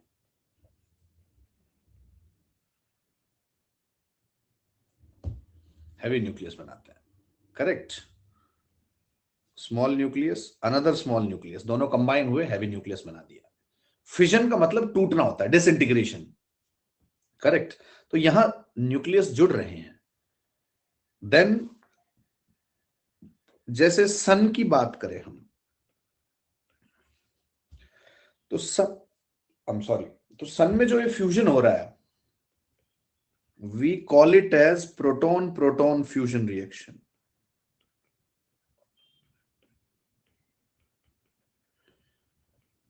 क्या कोई बता सकता है कि सन के न्यूक्लियर फ्यूजन को आप प्रोटॉन प्रोटॉन न्यूक्लियर फ्यूजन क्यों कह रहे हो? बायो तो ऐसे ही था, असली साइंस तो आज आया है।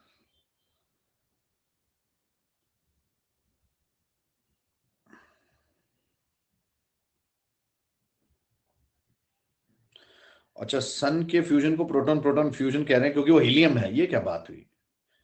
ओनली H प्लस फ्यूजन होगा, अरे यार। और आंसर सामने स्क्रीन पे लिखा हुआ है, आंसर जो मैंने लिखा है उसी में लिखा हुआ है। अच्छा, हीलियम फॉर्मेशन, सोचो बेटा सोचो। और साइंस वाले वो तो कम से कम बता दो नालायक को, कहीं दूर बैठे HC वर्मा सुन रहे होंगे।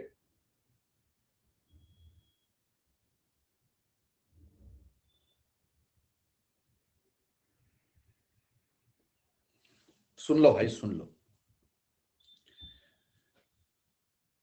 एक भी आंसर सही नहीं है अभी तक, एक भी। यस, ये विशाल कुमार जो है इन्होंने आंसर ठीक दिया है।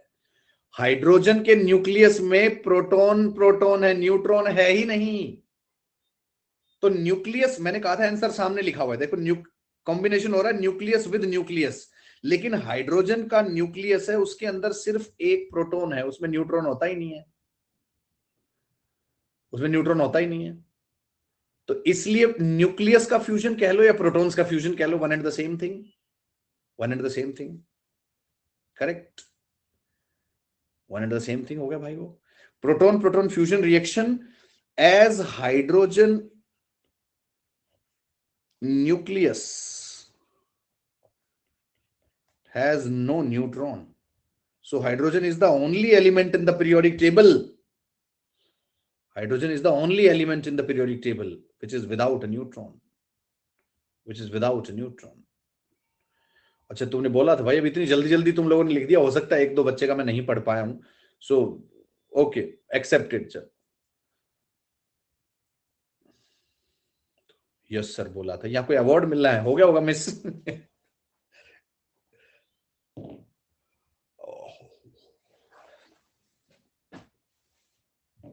ठीक है,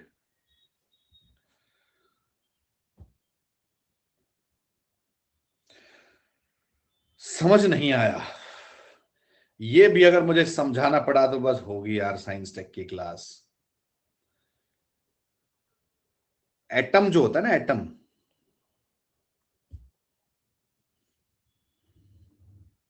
एटम क्या होता है? एटम अणु, अणु होता है कि परमाणु होता है एटम? एटम इज अणु, परमाणु।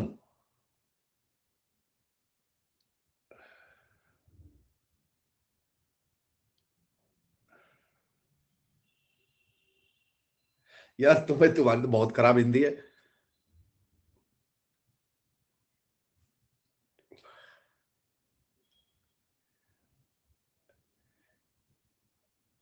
तो अगर एटम इज अणु और जो परमाणु, तो अणु किस चीज को कहते हैं यार? अरे मुझे नहीं ध्यान आ रहा है यार। मॉलिक्यूल को अणु कहते हैं, अच्छा। अरे वो हिंदी मीडियम वाले कहाँ गए? वो कहाँ जोशी जी? हाँ भाई, कहाँ गए?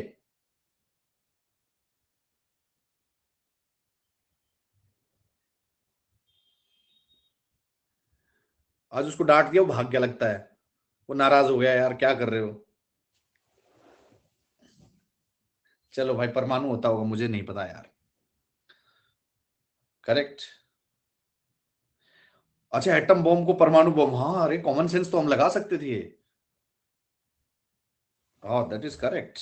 परमाणु बॉम्ब तो पता है हमें, एटम बॉम्ब को, ठीक बात है, ठीक बात है, कॉमन सेंस लगा सकते थे हम।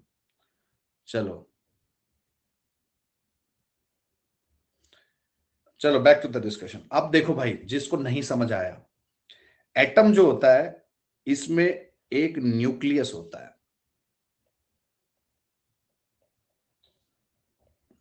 Yes, and then we have certain energy orbits और energy shells surrounding that. Energy orbits and energy shells surrounding that. तो nucleus of the atom, it contains proton and neutron. Proton और neutron होते हैं, and we call them collectively as nucleons. And electrons in orbit में घूमते रहते हैं। Electrons they revolve around these nucleus in these orbits. तो nucleus का fusion हो रहा है, तो इलेक्ट्रॉन को तो हटा ही दो। अब न्यूक्लियस ऑफ हाइड्रोजन में प्रोटॉन प्लस न्यूट्रॉन होने चाहिए थे, लेकिन उसमें न्यूट्रॉन होता ही नहीं, सिर्फ एक प्रोटॉन होता है। हाइड्रोजन का मास नंबर एक ही तो होता है, एटॉमिक नंबर भी एक है, मास नंबर भी एक है। तो mass number is proton plus neutrons is equal to number of nucleons. इसी को तो मास नंबर कहते हैं यार। ये कह रहा था मैं, अगर ये भी मुझे पढ़ाना पड़ा यहाँ पे, तो मैं कहां से नंबर दिलवाऊंगा तुम्हें? यस, सो प्रोटॉन प्लस न्यूट्रॉन दोनों होते हैं इसके अंदर। लेकिन हाइड्रोजन में सिर्फ एक ही मास नंबर है, मतलब वो प्रोटॉन है, उसके अंदर न्यूक्लियस में न्यूट्रॉन है ही नहीं। तो न्यूट्रॉन नहीं है, इसलिए उसे प्रोटॉन प्रोटॉन फ्यूजन रिएक्शन है, तो एक्चुअल में वो न्यूक्लियस का ही फ्यूजन। अरे ड्यूटीरियम ट्रीटियम, तुम तो यही गुड़गांव में रहते हो, मैं आके पिटूंगा तुम्हें बिना वजह की बातें करोगे तो। ठीक है भाई, तो प्रोटॉन प्रोटॉन फ्यूजन रिएक्शन से कंबाइन हो गया। करेक्ट।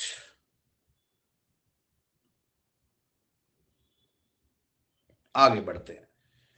तो अब जो ये स्टार्स हैं, एनर्जी प्रोडक्शन हो रहा है फ्यूजन रिएक्शन से। और इस फ्यूजन पे इस बार वैसे आईटीईआर पे भी क्वेश्चन बन सकता है भाई। जो हम आर्टिफिशियल सन क्रिएट करने की कोशिश हो रही है, आपको पता होगा ना ITER, we know about ITER.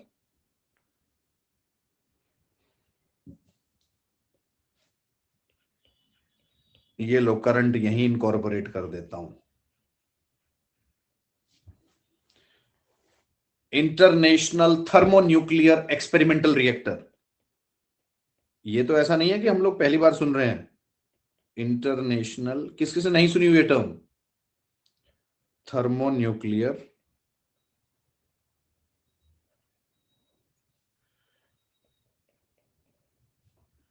Experimental reactor. UPSC पूछ चुका है ये क्वेश्चन, बट ये क्वेश्चन इस बार बहुत रेलेवेंट है। This is very very relevant. Correct. Basically ये न्यूक्लियर फ्यूजन बेस्ड एक एक्सपेरिमेंटल रिएक्टर है जिसे फ्रांस में सेटअप किया जा रहा है। This is being set up by France. ये इनिशिएटिव है यूरोपियन यूनियन का। This is an initiative of European Union to copy mechanism of energy production of sun, mechanism of energy production of sun over the earth, over the earth। ठीक है भाई, जब मैं पढ़ाता हूं लिखता हूं तो लिखा करो। तुम लोगों ने मुझे परेशान कर दिया है, मैसेज मेल कर करके नोट्स दे दो, नोट्स अपने खुद बनाओ नोट्स। भाई किसी ने अपनी मेहनत से बनाए, मैं कैसे दे दूं? यस, अपने नोट्स खुद बनाओ। जिसने बनाए उसने भी तो मेहनत से बनाए हैं कि sir it will be easy for revision. तो वो तो हमें भी पता ही है इजी फॉर रिवीजन, लेकिन मेहनत तो किसी और ने करी है।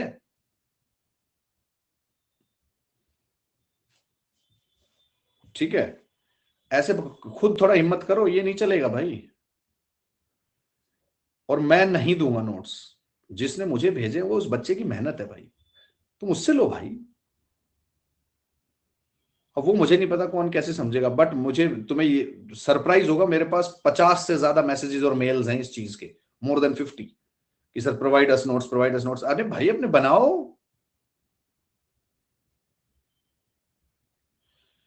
या तुम लोगों ने कोई ना कोई ग्रुप बना लिया होगा अनऑफिशियल टाइप, वहां शेयर करो यार। जिसके तुम्हारे नोट्स है तुम शेयर करो, मैं नहीं दूंगा किसी के नोट्स। मैं किसी को नहीं दूंगा ऐसे नोट्स। करेक्ट। हाँ, तो मुझे दुख भरी कहानियां मत सुनाया करो, सर मैं हॉस्पिटल में था क्लास नहीं कर पाया। मेरा कोई इस चीज से लेन देना नहीं है।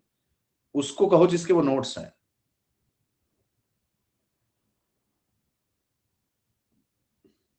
और तुम भूल रहे हो ये क्लास में है, यही तुम्हारा कंपटीशन है। चाहे इस क्लास में लाइव 150-200 बच्चा देखता हो, इस बैच में 2,500-3,000 बच्चे हैं, तुम्हें पता हो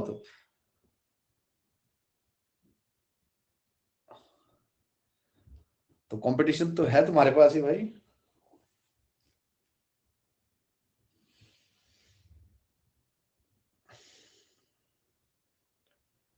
तो लेक्चर तो वैसे ही लीक है मेरे ख्याल से, नोट्स ही लीक नहीं हुए हैं बस, या वो भी हो रखे हैं मार्केट में लीक।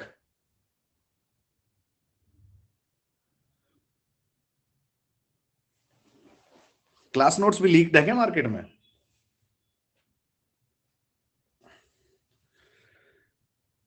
कुछ कुछ तो हम इंटेंशनली भी कर देते हैं मार्केटिंग के लिए।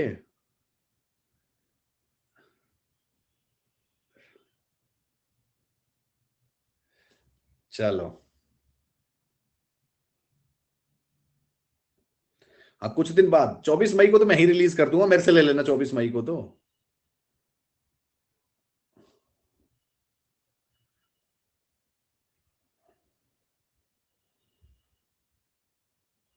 चलो जी,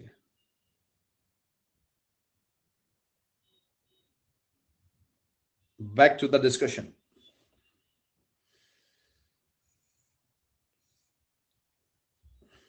तो ईयू ने कहा कि let's copy the energy production mechanism which is taking place in the sun over the earth. फिर ईयू को सपोर्ट, इसमें ईयू प्लस यूएस, यूएस है और Russia, China, India, Japan and Korea, ये पार्टनर्स हैं इसके भाई।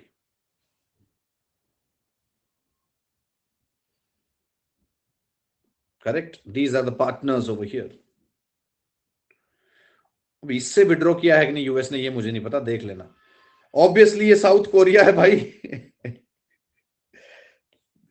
तुम्हें लगा किन किन अपने आप में एक रिएक्टर है, वो ब्लास्ट होगा किसी दिन। किम इज एन अनस्टेबल न्यूक्लियस। किम का क्या है भाई?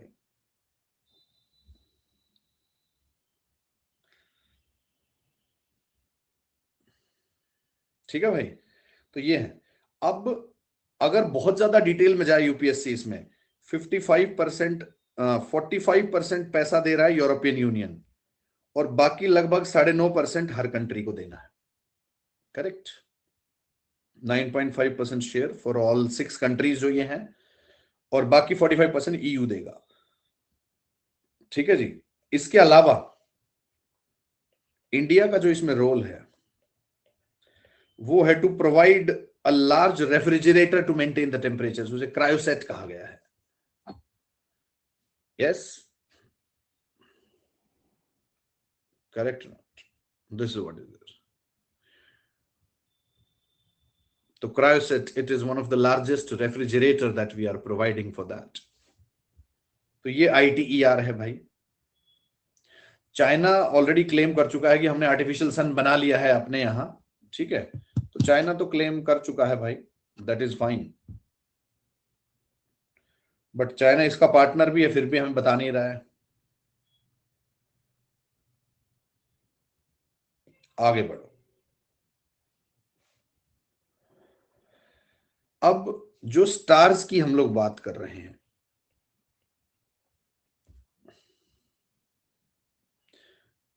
जब हम स्टार्स की बात कर रहे हैं, स्टार 2 कैटेगरी में डिवाइड होते हैं। One is, we call them as small और average sized star. Average size star, ठीक है। दूसरा जो है वो है लार्ज और massive stars.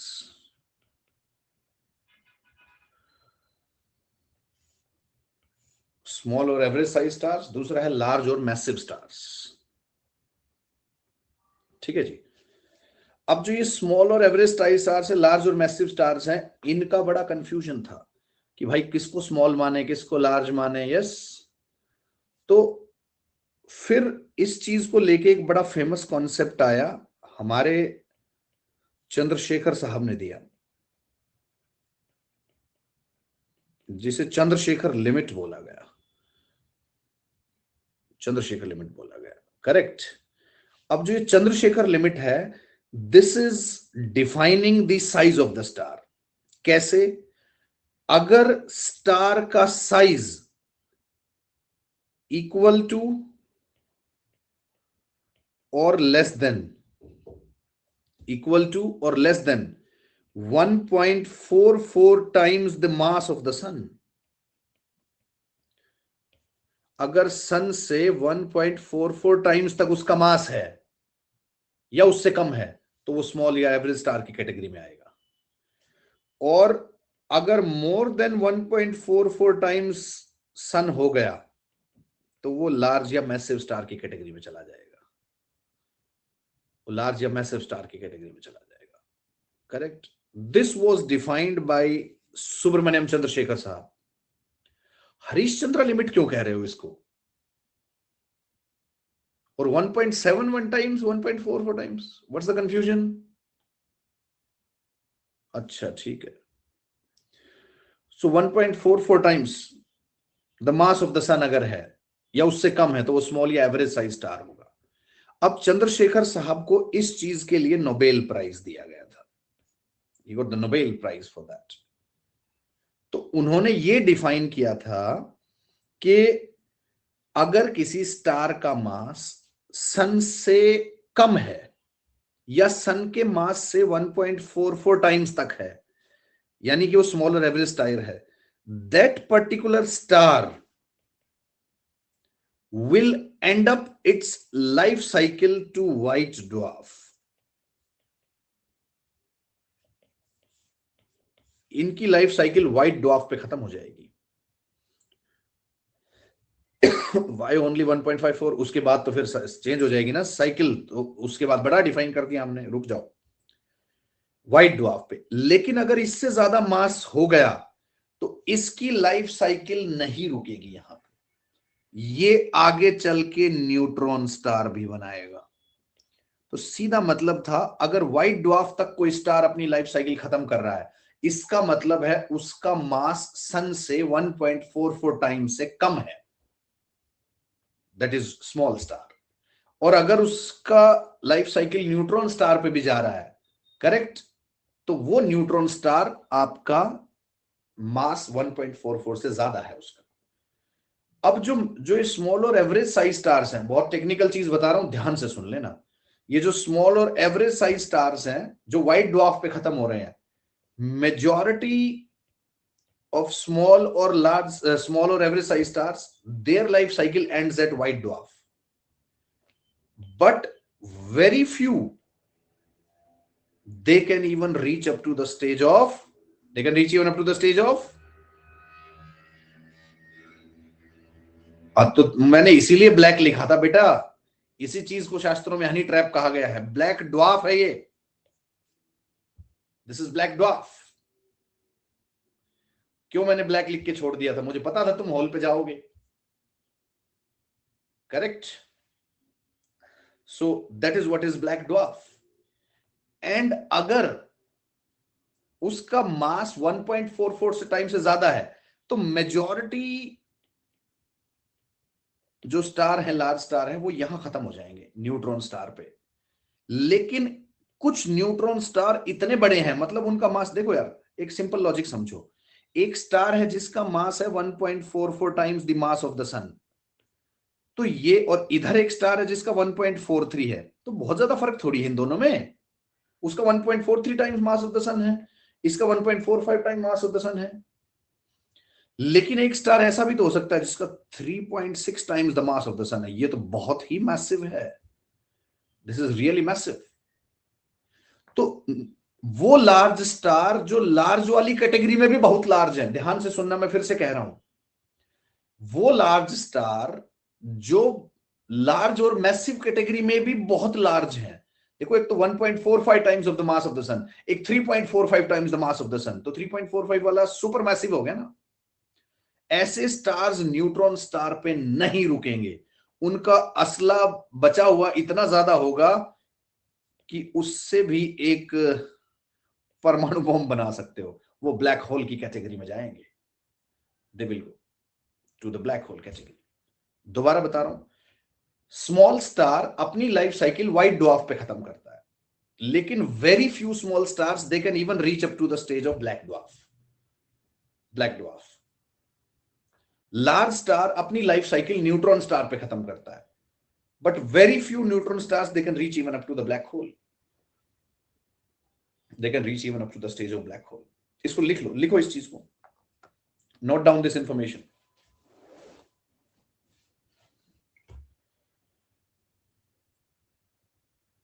majority of the small or average size stars, majority of the small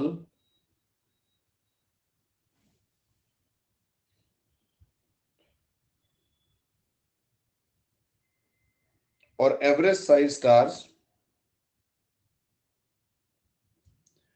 end up their life cycle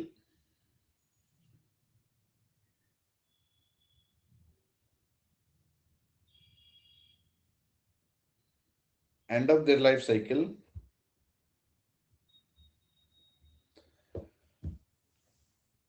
with the stages of white dwarf, with the stages of white dwarf,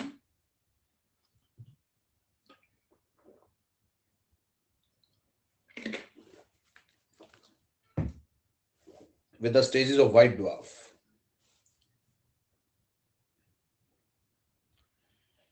And very few small stars, and very few small stars,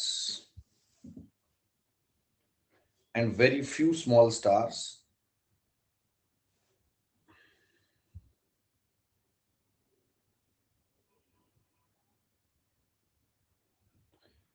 reach up to the stages of black dwarf।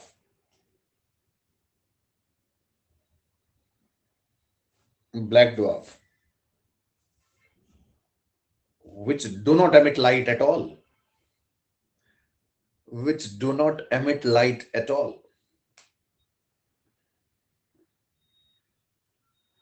which do not emit light at all,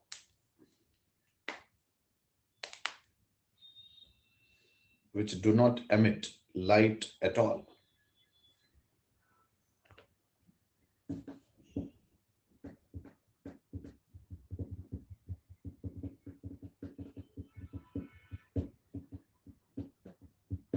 ठीक है जी। दूसरी चीज उधर लिख लो, the same way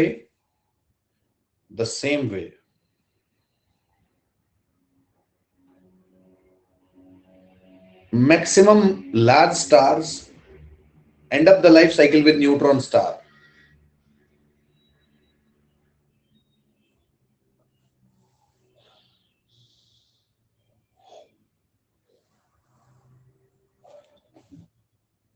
End up the life cycle with neutron star.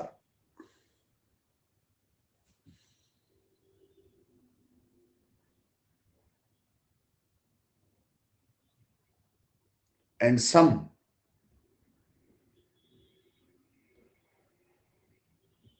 can even reach up to black hole. Some can even reach up to black hole.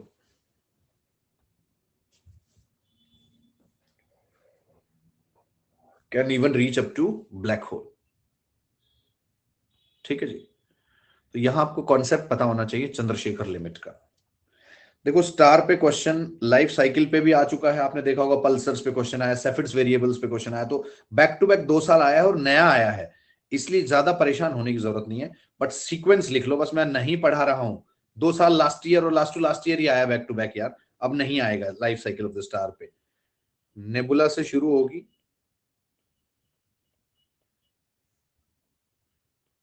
it will go to protostar,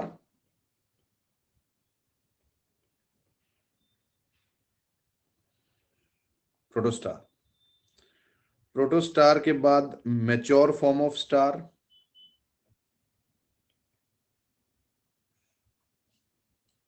ठीक है। अब यहां से जो small stars हैं या average size stars हैं, उनकी लाइफ साइकिल आगे जाएगी रेड जायंट,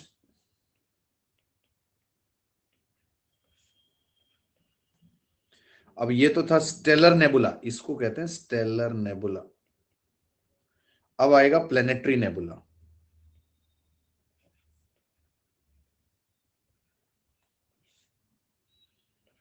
व्हाइट ड्वार्फ,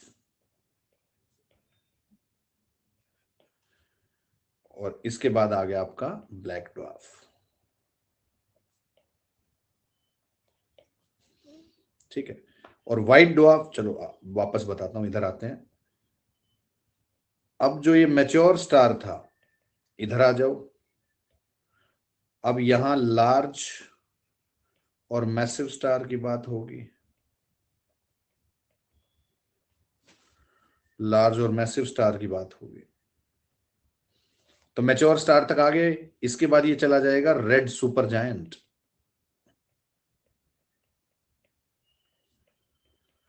तो कहीं पे सुपर रेड जायंट लिखा दिखे वो भी एक ही बात है, रेड सुपर जायंट। वहां प्लेनेटरी नेबुला था, यहां सुपरनोवा एक्सप्लोजन हो जाएगा। देखो पढ़ सकते थे हम, लेकिन ये आ गया नहीं आएगा यार, ऐसे तो थोड़ा सा तो स्मार्टली खेलना पड़ेगा यार। फिर ये जाएगा न्यूट्रॉन स्टार पे, और न्यूट्रॉन स्टार पे खत्म हो जाएगी life cycle. But some they can even reach up to the stage of black hole, some they can even reach up to the stage of black hole. ये black hole तक चला जाएगा, correct. अब ये जो दोनों स्टेजेस हैं, देखो व्हाइट ड्वार्फ वाली यहां पे और न्यूट्रॉन स्टार वाली यहां पे, करेक्ट। न्यूट्रॉन स्टार वाली यहां पे, इसमें सेफिड्स वेरिएबिलिटी हो सकती है,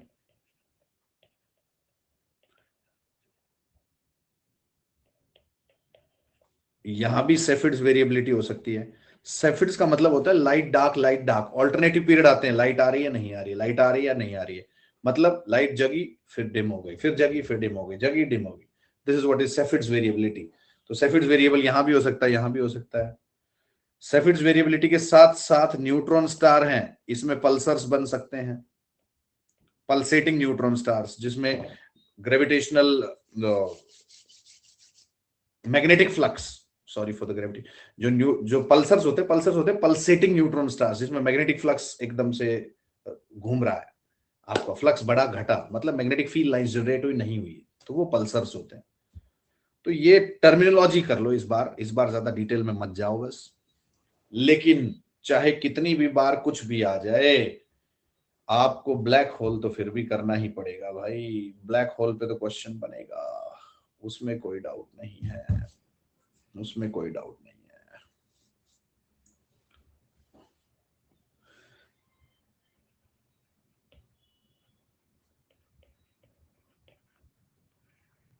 ब्लैक होल,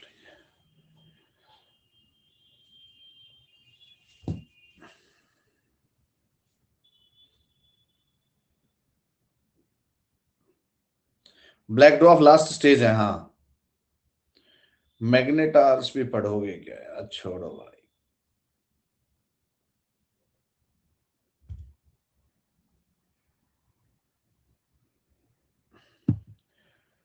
ठीक है, जो टर्म ये इस्तेमाल कर रहे हैं, चलो यार, अब तुम लिख देते हो फिर मुझे ये हो जाता है कहीं यही ना पूछ ले। नहीं बताना चाहता फिर भी तुम यूज कर लेते हो, मैं बता देता हूं फिर। मैग्नेटार्स जो टर्म लिखी गई है, यस। तो नेटवर्क इशू था, तो भाई मैं थोड़ी रिपीट करूंगा, तुम क्लास रिपीट करना बाद में यार, तुम यार कैसी बातें करते हो यार। अगर सबके नेटवर्क इशू पे मैं रिपीट करने लग गया तो मेरा नेटवर्क चला जाएगा।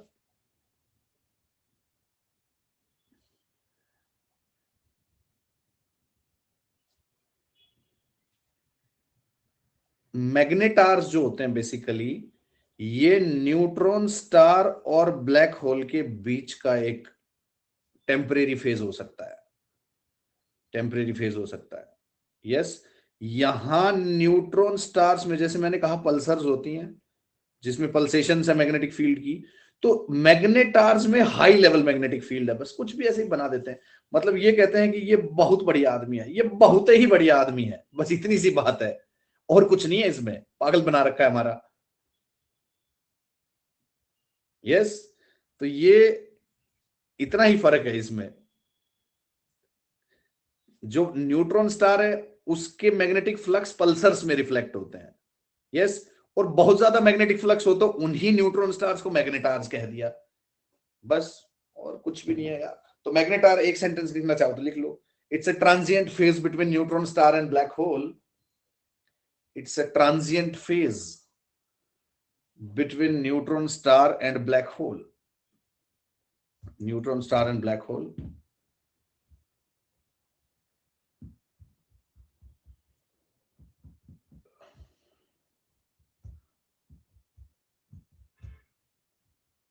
Black holes where magnetars are having even more magnetic flux, where magnetars are having even more magnetic flux, even more magnetic flux, flux छोड़ो, मैग्नेटिक फील्ड लाइंस लिख दो।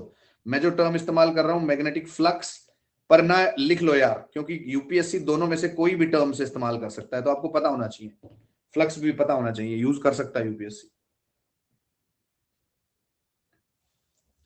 फिजिक्स वालों ने नहीं बोला, क्या तुम्हारा बैकग्राउंड फिजिक्स है क्या भाई हर्षवर्धन? बैकग्राउंड फिजिक्स है क्या तुम्हारा?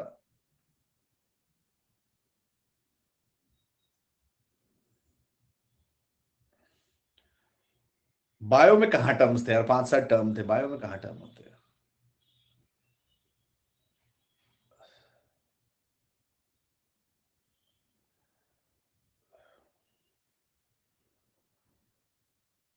जनरल रिलेटिविटी, ठीक है, तो थोड़ा सा बेसिक बेसिक तो हम यहाँ पे।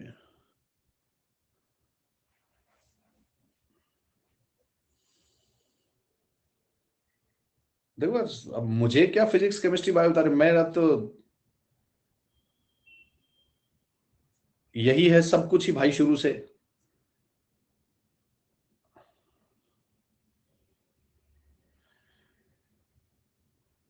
Correct. Greatest subject on the planet, physics. अच्छा,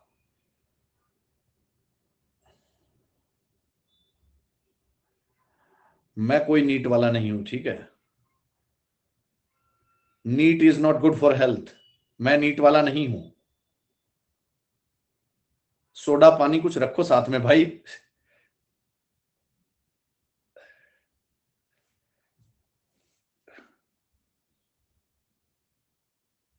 ठीक है, मैं पीएमटी वाला हूं भाई, प्री मेडिकल टेस्ट होता था हमारे टाइम पे।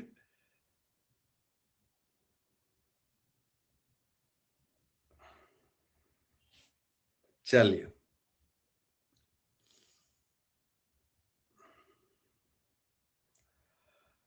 यार कोल्ड ड्रिंक देखो, कोल्ड ड्रिंक होती है मीठी, मीठा ही पीना है तो फिर कड़वे में मीठा क्यों मिला रहे हो यार, ऐसे ठीक नहीं है। सुमित, अभी तुम्हारे कॉन्सेप्ट क्लियर नहीं है, 2-4 दिन बैठो इनके साथ।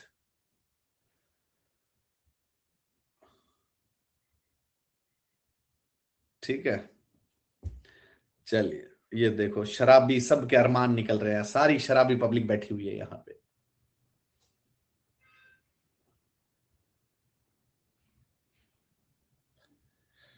चलो जी,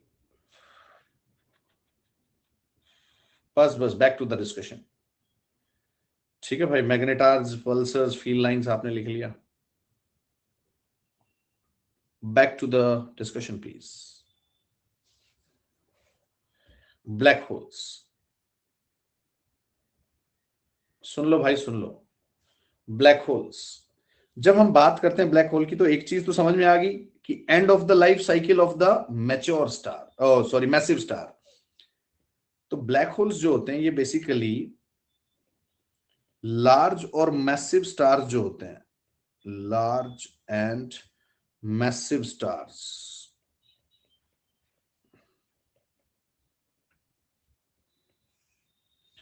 इनके end of the life cycle में बनते हैं।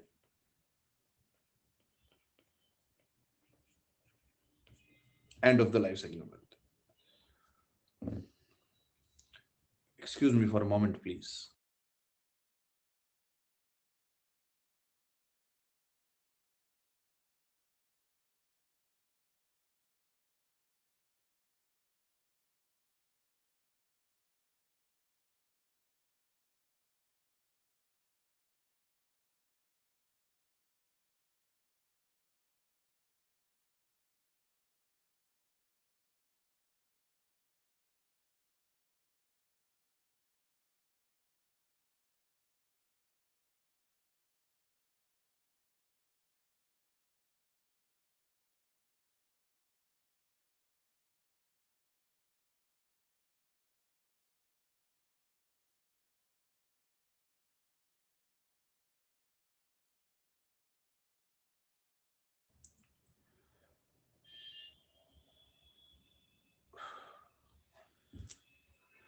हम लोग 9 बजे मिलते हैं भाई, एनवायरमेंट क्लास के लिए। तो आई एम सॉरी, दोबारा से थोड़ा मुझे माइग्रेन स्ट्राइक कर रहा है, स्क्रीन देख नहीं पा रहा, तो I need a bit rest ताकि हमारी शाम वाली क्लास हो जाए। 2 टॉपिक आज के पेंडिंग रह गए जो मुझे आधे घंटे में कराने थे। विल कंटिन्यू विद दैट, ठीक है। So those who are in the environment batch, 9 बजे हम लोग करंट अफेयर के लिए मिल रहे हैं। सुनो सुनो, एक बार भागो मत, 1 मिनट सुन लो मेरी बात। Those who are only part of science and tech, जो सिर्फ साइंस एंड टेक का हिस्सा है, कल हम लोग 7 PM रखूं कि 8 PM, 12 बजे तक चलेगी, 2 सेशन होंगे 2-2 घंटे के।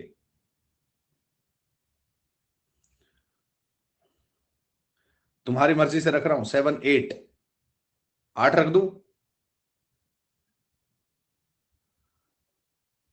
यार पॉल वॉल चले, टाइम पास नहीं करना यार, मैं स्क्रीन देख नहीं पा रहा हूं। 6 रख दें? 2 सेशन चाहिए मुझे, जो कहोगे मैं रख दूंगा। क्या 6 to 8 और 9 to 11 रख लूं? Will it be fine for you people? 6 to 8, 9 to 11 science and tech के होंगे दोनों। ओके, जो सिर्फ साइंस एंड टेक में है, कल शाम को 6 बजे मिलते हैं, और जो environment plus science and tech में है, 9 बजे मिलते हैं करंट अफेयर के साथ। That's all for this session. Thank you very much.